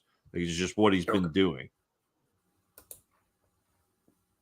Andrew Carlson, what's a realistic selling price for David Njoku? Not much. He's tight end. It's an undervalued position. You're in a non-tight end premium league. David Njoku is a post-hype bust after hitting. It's a weird kind of category, I guess. I have Dalton Kincaid already in 9 of the top 10 tight ends ranked. I concentrated on 3 teams. It's a 12-team PPR, 1 QB, start 8. I don't think tight ends in general tend to carry enough value in trade, and I definitely don't think Njoku is carrying much right now. Yeah, you're hoping to score a second, and honestly, probably just have a tight end at that point in a league where most tight ends are tied up, is like you said. Is that about right? Yeah, I mean, especially if there's no premium, like whatever. Right. You can get in or out on Spears. On Spears. I mean, not in. I don't know that I'm like all the way out, but he's not a player that I'm actively targeting. I think like you mentioned Pollard as one of your running back buys, and I think that's actually really sharp. You get the like Pollard didn't have a great season last year compared to expectations, but he had a good season compared to what we kind of expected him to do. Like a high volume, not as much efficiency. And I think that you're going to see a similar situation this year. And hopefully they don't just bang him into the middle between the guards like that. That's not where Tony Pollard is really successful. I think he can, if you get him a little bit out in space, he is a more than serviceable running back. And Spears is that lightning strike, and he's very fast. It's just hard to me to see him taking enough volume to really be fantasy viable. Yeah, it's weird when you have reasonable expectations. You end up in the situation where you're explaining he disappointed you, but he did more than he should have. You get the back and forth there. Tajay Spears, what interests me most about this comment, Andrew, is that range of outcomes being high variance. Maybe. I would say the ceiling on that range of outcomes is a hard cap at running back 15. Like, I'm not expecting difference-making points from Tajay Spears. I think he could be fine. Like, I'm not seeing the upside. Everyone is seeing Devin Achan last year and thinking that every fast player can do that, and that's not how that works. I'm not on that particular train. I think there's a hard cap on what his ceiling actually is. I and agree the floor with you. is solid too, so I don't mind him. Like Zach was saying, we're fine. But we kind of out on that, I guess. How should we handle guys like Jameson Williams, Brandon Cooks, and Jerry Jeudy? That's a weird mix of players. Are they worth more on your roster than what you could probably trade them for currently? Cooks is. Williams and Jeudy could well just be dead roster spots, roster cloggers, as you were if you continue to hold them. Take any future pick on them. I mean, yeah, because Cooks has almost no value. Any future pick? No, I'm not interested in fourth. Third, maybe get a little interesting in a draft because someone might be in the range and I like that player. But in the future, thirds are just, maybe I'll be able to add that to a trade at some point, but they're not overly interesting. I'm interested in seconds. If someone's willing to give me a second, I'd probably trade most of these players. This is another like ADP game that I would play, and I would go search and see where they are in ADP. See what players around them I'm more interested in than those players, and see if I can make a move where I'm trading those players for a player I'm interested in or more interested in, even if I have to add, a pick. I'm going to be excited about that because I think Baker Kid that they are roster cloggers, like definition of roster clogger, because they're players that you still are like, man, Brandon Cooks had a bunch of 1,000-yard seasons. He actually caught touchdowns last year, even though he didn't have much for yards. Jameson Williams was that, like, some people had him as a top tier receiver in that class. You look at Jerry Jeudy, and again, in the Justin Jefferson class, like a lot of people had Jerry Jeudy above Justin Jefferson in that class.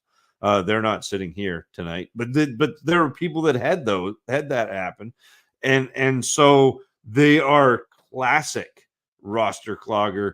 These might be guys that you could pair with a second and go get Rashee Rice, where Rice's value is depressed, where you're going to get the suspension. Like, there's going to be a suspension, like there will be, and so maybe you wait a little bit and see if you can kind of hit them with that. But like, they're not players that I want on my roster. They're players that I want to be able to move and get into something else. You're muted. You look good though. I would say both Williams and Jeudy are roster cloggers. Players that if you didn't trade once you saw the warning signs in their value window, then you just end up holding too long, and now you have the thing that was valued at one point but never really did anything, and that's a roster clogger. Brandon Cooks is a player that not only hit, but hit very well and provided significant points for a number of seasons. And if he's on my roster, it's probably from that. And I wouldn't call that a roster clogger. I just hold on to veterans till they're definitely absolutely done, or as flex players, because a player can always, like last year, just do well because they're a good player in the NFL. That's why I call it a weird range of players. And to do the Zach Reed experiment, since I have it pulled up, Cooks right now, based on ADP, the names that stick up for me are like, if you want running backs, it's Dameon Pierce, Ezekiel Elliott.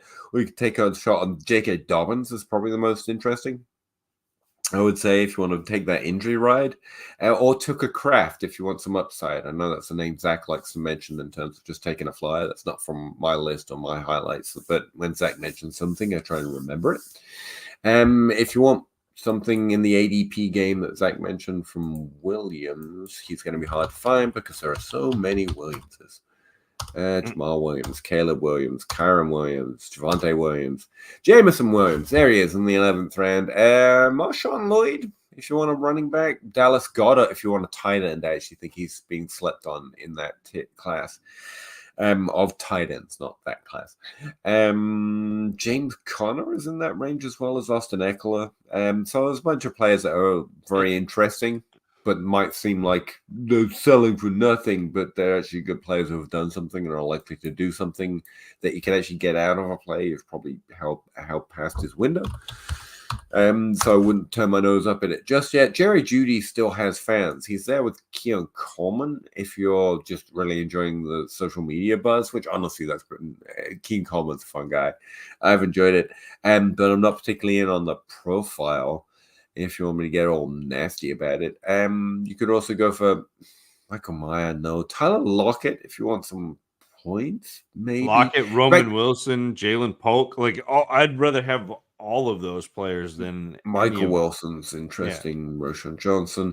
Actually, one of the more interesting names, slightly above him, is Pat Freiermuth. Good to go back to that Dallas Goedert undervalue if you want to keep getting that tight end position. But I think you're right. There's a whole bunch of players in the Jeudy range that would be interesting. True. I said yes. Okay. Toronto Dave says, "Party hat guy, football love, crazy eye guy, flowers, son." Appreciate you, Toronto Dave. I agree, 100%. I've been saying, but like the 100% emoji. Yes. Yeah. The wide receiver position has spoiled us. Yeah, over the last 3 years, especially in terms of consistency and the repeated production, it's been pretty great. Genji, grade this startup. Burrow, Brees, JT, Jack, Burrow, Worthy, Reed, Chris, Jim Kirk, Hollywood, Brown, Deontay Johnson, Josh Downs, Mr. Penix, Mr. Burton, Mr. Bucky, Mr. Vidal, Mr. McMillan. Pretty solid, I'd say. It's very much built to compete nowish, but you're hoping for some future value and some solid value in like Brees and Worthy, in my opinion. Bowers, Dak and Burrow are really strong starts. It doesn't say Superflex, just says start 10. I mean, you drafted 2 quarterbacks in the first 4 rounds. It's got to be Superflex. Oh, you think that? Yeah, that makes sense. This is an order. Yeah, it's got to be Superflex. Well, I don't know if it's an order or not, but I assume it was because he didn't put his 2 quarterbacks together. Man, that's a great price on Dak. I think you killed it with that pick if this is an order. It does make sense that this is an order. And those picks all seem like decent value. I love the Deontay. That's a pick I would forget to make, but that's a really good, if that's the round, it's a really good pick. Downs is decent in that level of value. Again, thinking these around. So is Penix. Definite upside shots there. That's a B. That's not a bad team. Plus. I'm going to go B plus because I'm a sophomore. Very fancy. The super elite tier is abundant. Oh, okay, good enough. Appreciate you, Genji. I really do. Joe, not bad. I'll give it a B plus. C. So you must. You're right. You must be right. Neighbors or JT in a startup. Neighbors. For me, so again, if given the choice, and I think that I have an elite asset, I'm going to go with the wide receiver. I am in a startup. I am. That's kind of where my mind went to. I mean, JT's solid in that tier. Don't get me wrong. Yeah. But neighbors for me. Show's on the same page. Alec, didn't you guys stream on Dynasty Dummies feed? We don't normally. Zach just added that tonight, so that's pretty cool. It's nice to catch you again. Was wondering what happened with DLF show. That's where we lost you. Yeah, DLF kicked us. Well, they didn't kick us. So yeah, they don't want to pay for so many of us doing so many videos every week. Or the parent company. That's the impression I got. Whoa! What do you mean us? Yeah, there was that's true. Me and Russ were getting a little kickback from our DLF credits. So we just nixed the DLF channel. Got what's his name? Ben? No. Who's the one who does the graphics and stuff? I Bob? Of course. Yeah, Bob Gilchrist. I'm kidding. I thought it was funny. To redo the graphics for us for free because he's just like that. He's weird and nice and very giving of his time for a charity like us, I guess. And started just putting it out on the other channels we used to, which are all mine. And Zach just added his, which I think is a great idea. If I ever figure out how to send them emails to get them authority, we'll get it everywhere. They have streams too. Yeah, that's what happened. Sorry, nothing major. I thought we mentioned it before we went off air, but it probably happened between weeks, so maybe we didn't. Sorry about that. Didn't watch you guys since last season, probably. Okay, yeah, that's probably what happened. We've been here every Wednesday. Sorry, bud. Nice to see you again, though. Yeah, I think so too. That's great. Would you guys trade Wicks for Rashad? I'd rather have Rashad. Yes. Yeah. Puff pass kick. I saw Pop Douglas for Chig. It's a push. Emoji. Yeah. That's my first drop when a running back's interesting on the waiver wire. I like it. I mean, Pop's fine. For him, it's fine. Half point tight end premium league, and I think I'm okay with that. I was building up Houston players last non-point scoring season, not competing teams offense. But I don't know if you guys would agree that Hopkins, Boyd, and Chig are all cheap dart throws right now. And yeah, cheap dart throws. Hopkins has got most upside, I'd say. But I think I'm not that interested in Chig, is the thing. Oh boy, they're like at this point. Quasi points plays, but like guys that don't actually score points. So like I'd rather take dart throws on younger players who have potential to score points than. Or players that like Hopkins may be like the one out of that group who could actually score points. Yeah. He's fucking Hopkins. But he doesn't score Hopkins points anymore. He scores like. It's like the Cook thing. You don't points. You try not to turn your nose up at those veteran fellas just because people are too willing to do that. But, you're realistic. Doesn't matter if he stinks. If he gets volume, a little bit of volume, you get some running back points. That's pretty cool, like happened last year. Appreciate you, Dave. He's even doing our emojis for us. Shout out to Toronto Dave from Plus Pass Kick. Genji, round 4 Dak. Yeah, no, right? That was pretty impressive. Yeah, that's what I thought. Okay, cool. What running back should I look at in exchange for DJ Moore? Pretty good one. DJ Moore's up there, but I wouldn't. You don't. That's not the way I think about trading for running backs. Like I'm looking for ones that I think are undervalued, which will be valued more in season or harder to trade for in season, or I'm gonna go get the guy that I think I can get when I need the points. Like if you just want out of DJ Moore, you're thinking value, and I don't think that's where you'd go. With running backs, but let's take a look. DJ Moore's running backs in this range are Kyron Williams, Saquon Barkley, Travis Etienne. I'd do it for Saquon Barkley all day, every day if I just wanted a running back. But again, I don't think you have to segue over right now. Honestly, Etienne would be the one that I would also like. I think you're getting points from Etienne that you may not even get from Barkley. And I'm still. I know we've said this. I'm really concerned about DJ Moore, Keenan Allen, Romo Dunze with Caleb in Chicago. Yeah, that makes sense. Yeah, I'm putting 2 and 2 together now. Starting to see the 4. I get you. For running back needy team, I think Etienne's solid. I like Saquon, but yeah, those are the running backs in the range, and I would aim for one of those two if I could. Devin A-Chain's a little farther below. I don't hate Devin A-Chain in that range, but he's really sketchy with his touchdown regression. You could go low. That's the way I think about running back. You can get a pick and one of the running backs we mentioned, like a first and Aaron Jones, a first and Najee Harris for a DJ Moore, and that's just a more solid dynasty way of going about it. You're trying to grab some points at running back and also some value, but they're not nearly as sexy as Saquon or Etienne, so probably one of those two. Button greater than nothing. I agree. You see what you did. No, because it was for a running back needy team, Burton for Moss. Yeah. top 36 Burton season incoming. That would be cool for all the Burton drafters this year. Would have gotten a great value. Thoughts on Ninjoku? That was the shrug. There's like 12 players that I think, pretty good tight end starts. They're not the ones that we were talking about before that are undervalued because they're those top 24 overall producers, especially in a premium league. Pretty solid. I mostly am. Just saw Bryce plus a 25 first for Levis. Yeah, Levis' hype is growing. I'd take the first and Bryce at that point. Yeah. I think Bryce Young is better than Levis anyway, and then you get a first. You get a first. Yeah, no matter how terrible his rookie season was.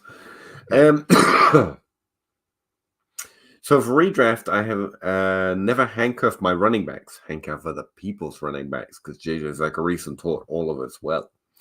I prefer to take other people's handcuffs. Yeah, there you go. Is that okay in Dynasty? Yeah, same principle holds. I'd say it's more comfortable to roster your own running back. Some people prefer to play with that. But the idea is you can't improve your team. You're just guaranteeing your team takes a step back when you lose your primary running back. And that's true in Dynasty as well, because running backs are much more about the points in season.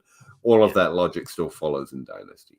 But as John Hogue has said, and I get his point, and the edge isn't that significant, especially in a Dynasty league, that you have to force yourself not to roster your own handcuff. So this gives you some solidity. You like the format of your team that way. Team could be competitive in other ways, and that step back at running back is still fine. The edge is still to roster other people's, but the edge is small, the edge is slight, the edge isn't guaranteed. So if you just prefer to play that way, it's perfectly fine. It's not get the pitchforks time, So, and it's also kind of opportunity cost. So, like true. if you have to pay up to acquire Rachaad White or Kyron Williams, then no, like don't go buy those players because you own Bucky Irving or because you own Blake Corum.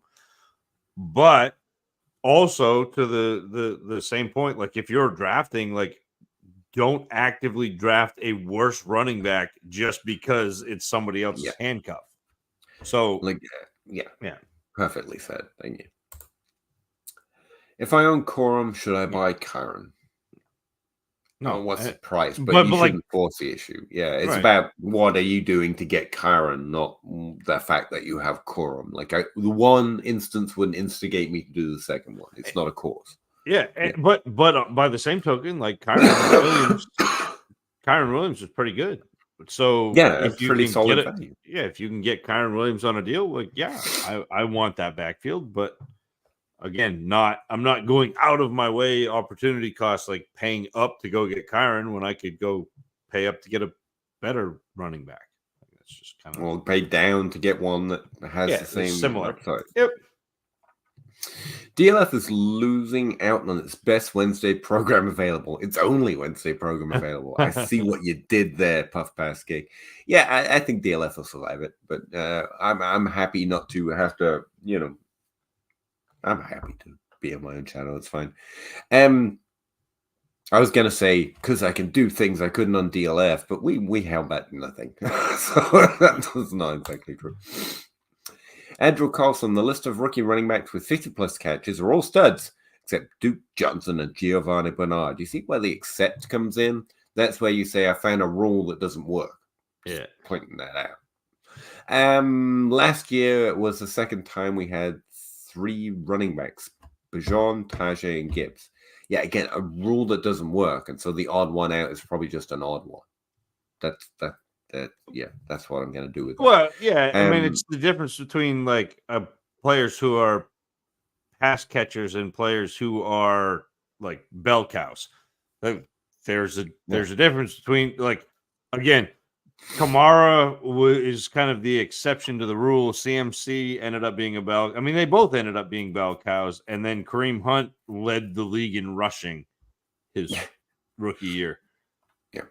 So again, Andrew, I see where you got here. And I'm not trying to say, again, we don't mind Tajay Spears. The reason we're not chasing it, well, this wouldn't cause us to chase it, is exactly what you said, man. You found a rule that makes you think you like to prove your player is good.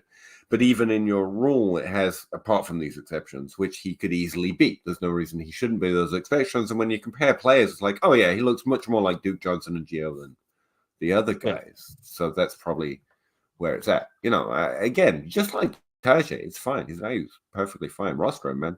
I hope you're right. Maybe Tajay is more Duke Johnson. Yeah. But like 30 studs and 2 exceptions.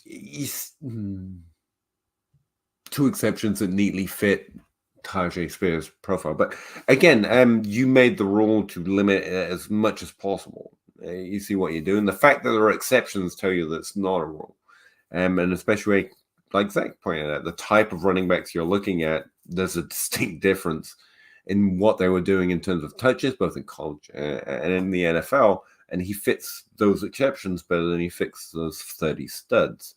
Yeah, I think you're drawing an arbitrary line to try and like the player that you like, and you don't have to, man. That's the wild thing. I guess it's fun to have a stat to throw out, justify it, but that's not like a trend or even statistics. That's you found a number that backs up.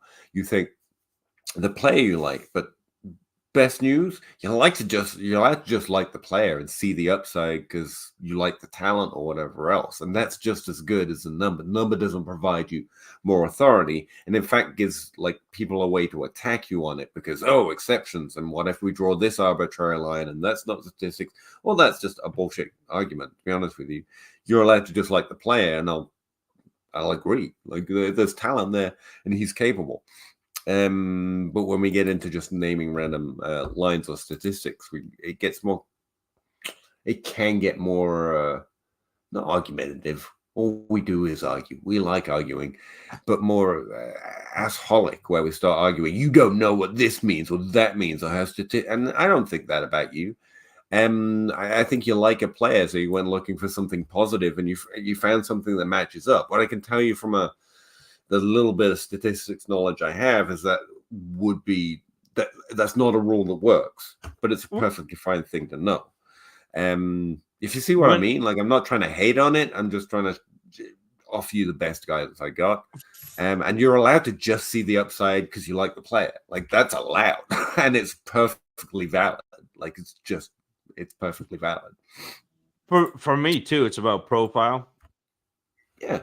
You're a tape guy, so that makes sense. So like watching Tajay Spears, like that was not a hey, this guy's a pass catcher plus.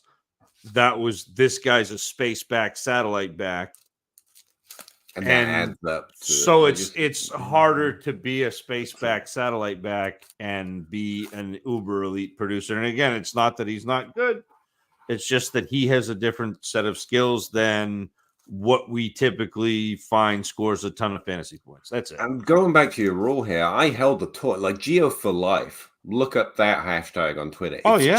They're good players. And Duke Johnson was good too. Like I have potential in Duke, but like I love Geo. I really thought he was better than Hill at rushing the ball. I thought it was underutilized. I went to the mattresses on it. I still have Giovanni Bernard on some Dynasty rosters, just refusing to drop him. And that's just allowed, man. You're just allowed to like the player and see the upside. And we're just trying to offer you that broader perspective as best we can. We're not geniuses at either of those things, but Zach's pretty good at tape. I've done a little bit of number research, and that's where we're at. But you are allowed to just think that Tajay Spears is good. And I can't disagree. Like that's perfectly valid as anyone else's opinion on who's good at this, to be honest. But let it just be your opinion on the player, not something that has a statistical, because that's where it gets weird. In my opinion. That's all I'm saying. Who's better for the Raiders' weapons? Minshew. I'm generally uninspired by Minshew. I'm fully inspired by Minshew, but again, I don't watch the games. I just watch the Twitter, and that was just the mustache. Like the mustache sold me. I don't know about the rest of you. I thought he was pretty decent in that one season. I think he'd be pretty decent again. I got to re-rack the Gardner Minshew right. the parity open. Minshew, some things are just fun, and Fitzmagic, Minshew were fun, and I'm okay with that. But yeah, if you're gonna tell me he's not as great at football as he is at memes, I would believe you, Scribbles. I know. Barrett's rush attempts. That's what's best for the Raiders. Okay. Yeah. He had one at least one in mini camp yesterday. So Scribbles. I'm in a situation with a crazy surplus at wide receiver. No pick outside my own 25 first. And no running backs wanting to contend. Best strategy. Okay. Let me think about that one for a second. Crazy situation. Wide receiver surplus. Well, that's the first thing that you said means like you got some wide receivers to shop, I guess. No picks, no running backs. You're building is my first impression. Having just wide receivers isn't good enough when you can't just start wide receivers. There's no combination of wide receivers that can make up for every other positional advantage that I can think of. Yeah. Or that can be reliably believed to, at least. So you're building, and wide receivers are a solid place to have all that value. You just got to keep working trades, look for good value opportunities, try and eke into some of those edges, like Zach was talking about, elite quarterback, elite tight end. There's always an area I'm looking to acquire them. Again, just to fill out my roster, if nothing else. 25 is a big running back class, but it's a little soon right now. If I'm thinking I'm more building, not rebuilding because I made mistakes, but I'm building. Then 26 is kind of where my head's at. Throw a few of those as like tack-ons to pretty decent trades that just even out the value. And that value arc comes up quicker than you think. So yeah, that's kind of where my strategy would be at, or the rough outlines of it at least. Yeah, I mean, look at the other teams in your league too. If you have a surplus of wide receivers, there's going to be a team or two that don't have many wide receivers, and you may be able to make a mutually beneficial move where you get a running back and a pick, or something like that. And that's perfect. That's where you would start, right? Assess your other teams in your league before drawing any hard lines on a direction. But I do think you're right. Like, assess your league, look at the other leagues, see what's maybe available, and then create a vision. A very flexible vision of what you're going to do with this team to move forward, like a J-Mike strategy that I've consistently tried to apply more to my where I try and play Dynasty, and then start moving in that direction fairly solidly with the trade-offs you make that will never get accepted, but who knows? Occasionally we get a good one, and the draft picks that you try to make, and so on and so forth, but with that vision in mind, that flexible vision, because suddenly, like Zach said, you might find a team's like, I have no wide receivers. I'm willing to sell my running backs cheap. And you suddenly are like, okay, the better way is for me to suddenly be competitive this year, to spike compete like Russ might do or something. So stay flexible in it. But I do think that's the strategy. You're just trying to create an idea of the rough direction you want to go. And the first part, like Zach said, is assess the other teams in your league. Next part, I think, rough outlines in pencil, is generally think I've got this surplus at wide receivers. I'm going to try and build up 26 picks while making decent trades at possible value opportunities at elite positions that are sometimes undervalued at tight end and quarterback. But again, it's all very broad lines. Who leads Chiefs in yards this year outside of Kelsey? After Kelsey, it'll probably be Rashee Rice. Yeah. You think so? Yeah, I haven't read the latest that you said there's a new Davenport thing. I generally lean towards the NFL is going to find a way of letting players it wants to play with some knuckle tapping and wrist slapping here and there. We've seen a lot. I don't know. I don't even want to say that because I haven't read the latest. I actually don't know the full details on what happened outside of car incident. I was going to say more severe things as far as, but I don't want to say that when I don't know exactly how severe the incident is. But I can't imagine it's more severe than some of the things we have seen. We've seen some pretty terrible things, and relatively rarely outside of massive public outcry is there any immediate impediment to a player actually playing in a season. I like the idea of Hollywood, and especially think it as value. I'll go in and my guy again. But I think you had the right take. All that washed aside, just players-wise, the Chiefs probably have in mind that Hollywood is an extra to this new young rookie. They have to fill in some of the role that Tyreek Hill left with Travis Kelce as the main body. I think that makes sense. Yeah. That was a long way of saying yes, but there you go. I won't be surprised if Worthy leads them in outside of Kelce. That's what I'm rooting for, but he's a rookie, and you've got all that. I mean, Rashee Rice was a rookie last year and led him. Yeah, but they didn't have a Rashee Rice on the team. But they don't have a Rashee Rice for the first however many games. Like I think might. that it. They might not. Yeah. I again, think that's just. Yeah. I would be happy to change it to Worthy. Don't get me wrong, but but I also think that they've done a really good job. I They've done a really good job restocking that wide receiving core with Rice and Worthy, and still having Kelce re-signed. Like I think that's the rich get richer there. I think over the interim, if you're asking who do I want to roster in Dynasty, or even just this year, it's Worthy. I think Worthy has the best potential of being not Tyreek Hill, for crap's sake, but like a wide receiver of value in Dynasty on the Chiefs. That's Worthy. Redraft would be where my mind's at with Rice, just because I like Rice. He did very well last year, and he can do very well again this year. Legal issues aside, I don't see the level of upside and didn't and don't in Rice as I do Worthy. So yeah, that's why. So what you're saying is you missed out on Rice, but you've made up for it with Worthy. I get it. I'm there. I'm hip. Yeah, I'll take that. Even with suspension, damn. Yeah, I'm just until I see something, I believe nothing. It's kind of roughly where I'm at on the what if scenarios. I kind of got it in my head. It's something I'm cagey on because I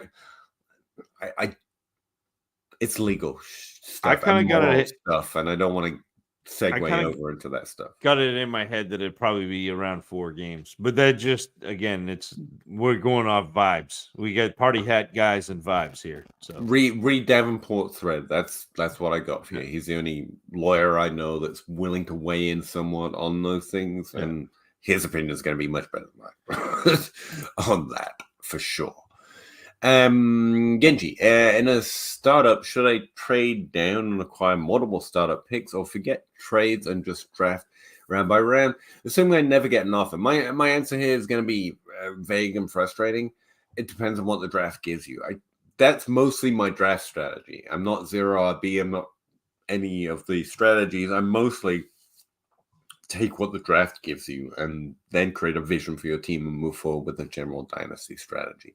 That's kind of how I play. I don't go in thinking just wide receivers. My default-ish is more zero running back than it is anything else. But I'm also kind of elite onesie positions leaning. Like I mentioned when I was talking to that guy about his trades, that's kind of where I lean more than zero RB, to be honest with you. But mostly my draft strategy is, okay, what's going on here, fellas? I turn up on the first day of the draft with my magazine, and I just see how the guys are doing. Like, literally, what are people doing? Are they trading a lot?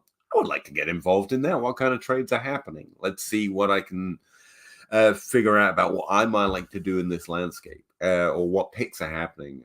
Same thing. Sorry, it's frustrating and vague, but that's kind of how I approach Dynasty. Well, and you kind of answered his own question, where assuming I never get an offer worth taking, don't take just that make the offer. Yeah, like if you can move around the draft and gain, future capital for moving, and if you're moving in tiers that you don't think it really matters, or you can move back, but you can move up into a tier that you like I will do that all day. But if it's not an offer that I think is worth taking, I'm just going to sit and take the players that I want. Like that, you can do that. Like that's okay.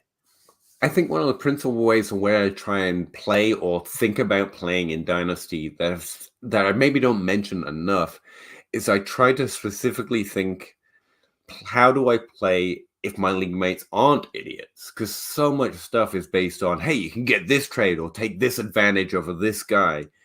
And I think there's value in not thinking I'm going to take advantage of my league mates, but it's literally just where the windows are opening them up based on where they're moving. And it's not, I'm going to get a killer trade. And then you don't have to depend on someone making a mistake or someone not understanding something, or the guy with a magazine at the draft not knowing who Romo Dunze is or whatever else. Even though those things are still possible and you can see him and take advantage of them. But instead, it's like I'm playing just against Evan Silvers. Like there's no mistakes here, right?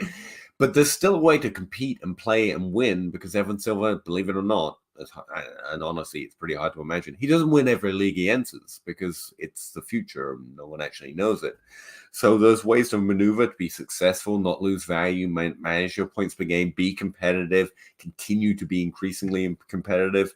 And that's what I'm looking for, not to outgame the rest of my league, but to find my little section where I can snug down in that hollow. I'm going to progressive struggle. I'm going to be competitive now. I'm going to slowly build, which is generally where I'm going to slowly build up advantages at the onesie positions, whatever it may be, without taking advantage of anyone else's mistake. You're looking for value opportunities, but that doesn't mean taking other people's value. Maybe that's the way of saying it without boring everyone to death. I don't know. Genji, do we draft wide receivers to trade running backs? Trade for running backs? Solid. I'm mostly trying to get my general idea is I'm going to get running backs as they fall into that range we were just talking about, because it tends to happen every offseason. I also find a lot of running backs I like in the later rookie drafts, and I take my risk in rookie drafts, like I said before, so I start snagging some of those guys a little later, despite hit rates, because I'm betting on my ability to identify the Aaron Joneses of the world, kind of a thing. So that's kind of how I play it. I'm trying to also identify the draft class. I had plenty of Saquon. I had plenty of Ezekiel Elliott, because I recognized what the draft class was and who was really at the top. And I tend to tier up my picks when I can to try and get the best players from that draft class. So I get some of them that way as well. To me, it's you break without assuming mistakes from me. You break ties to running backs in rookie drafts. In startups, I'm generally going to skew wide receiver, especially if I can get young, proven wide receivers because of the longevity of the position. And then I draft running backs in rookie classes. I will play them for 2-3 seasons on the outset, and then trade them for young, proven wide receivers and rookie picks, and just kind of recycle that if I can. Depends on the league. Some leagues don't let me do that, but that's what I would do if I, had my druthers. All things like if you, yeah, that's a good way of saying it. And the other thing is it goes back to my draft strategy. I look for good ideas, like Zach's idea of trading out of running backs when they hit elite value into a wide receiver plus a pick to try and get another running back. I'm like, if I can execute that idea, that's a smart idea from a smart man. I will look for those opportunities. I don't have, like, that's my general approach, but I'll look to execute the Zach strategy or whatever whenever I can. Although I normally do it poorly. When I say, hey, Zach, I did that thing. And he's like, you didn't do it exactly right. I tried to buy on credit the other day, and he looked at the tray and was like, that's not exactly it, Pete. And I'm like, but I tried. What do people mean when they say George Pickens is undervalued? Wide receiver 27 on Keep Trade Cut, wide receiver 31 on Calculator, wide receiver 39 rookie year, wide receiver 30 year 2. Points per game finish or overall points finish isn't a fair one-to-one with what their overall rank is. I see what you're doing there. But yeah, again, like Chase and Jefferson don't finish 1 and 2 every year, but they're ranked 1 and 2 every year in Dynasty. So yeah, they don't easily equate. We're valuing where they're finishing versus their range of outcomes. Pickens is finished inside the top 36, which always creates that potential of him being more like, based on my thresholds or the ones I look for, had a solid rookie profile, solid draft capital. And so he's got this upside range of outcomes that people are saying, therefore he's undervalued. I think it's fairly appropriately valued given the thickness of the wide receiver market and the number of wide receivers who have that level of upside in his kind of range. But I think that's what they mean. They believe in that upside so much that getting them down here is going to be great. I think that's what they mean. But this is a player that you play micro markets on. Like you could have traded him in like the second half, like the late season of his first year, and got an absolute haul because most people were off him, and then he came in and did really well as a rookie and had that ceiling, because I think that was like the agreement was, we don't know, or a lot of people were saying we don't know what he is, but there is a huge ceiling here with Pickens, and you started to show that. I think now his value is probably where it should be ish, but again, I'm still getting out of him when the drumbeat comes and he's the wide receiver one to start the season. I think his value goes up, or his ADP goes up, and then you'll be able to move him again. So I don't know that he's overvalued yet, but I think that he probably will be noticeably overvalued here in the future. It's interesting. The player that comes to mind, putting it all together, is actually Ayuk, a player I like. But to answer because I normally say he's a top 24, top 12, as if they're real fucking categories. They're just in my head. I would say I would expect if Pickens breaks out, he breaks out into the top 12, because he really does have a huge ceiling from his rookie profile. And I would think a similar thing to Ayuk. And when Ayuk broke into the top 24, I was a little disappointed, and everyone was really excited and pushed him into like the 4th round in Dynasty. And that's where the Zach part comes in. That's why it's ringing a bell, because I played low the minute that everyone pushed him up. Then he came down, and I was like, hey, it's still pretty good. And it becomes micro-markety. And that's a player that it's all reminding me of. Don't know what you told Scribbles, but sounds about right to me. Genji, what quarterbacks are you taking over Breece Hall in a startup? I can actually do that, I think. The good ones. Oh. Just the ones that are going to be worth more in a year. I actually have, I think I can. Breece Hall, where are you? Okay. Quarterbacks I have above Breece Hall: Dak Prescott, Tua Tagovailoa, Joe Burrow, anyway, Lamar Jackson, CJ Stroud, Justin Herbert, Kyler Murray, Josh Allen, Patrick Mahomes, and Hurts. Again, we're talking super flex, but those are the quarterbacks I have above him in my ranks, which aren't always exactly a draft order, to be fair, but yeah, there you go. Peter hates Anthony Richardson. That's what I hear. That's what you should hear. That's literally, if you read the first letter of all of those names. Yeah, it's an acrostic. We made it to the end. We did. It's great to see you all again, especially you, Alex. Sorry we missed you for a little while there. We should have done a better announcement of that, I guess. But it was kind of dropped. I mean, how are you going to do if you don't have the DLF platform? How are you going to do a better announcement? Like, that's the thing. All right. Look over there. It's my dog.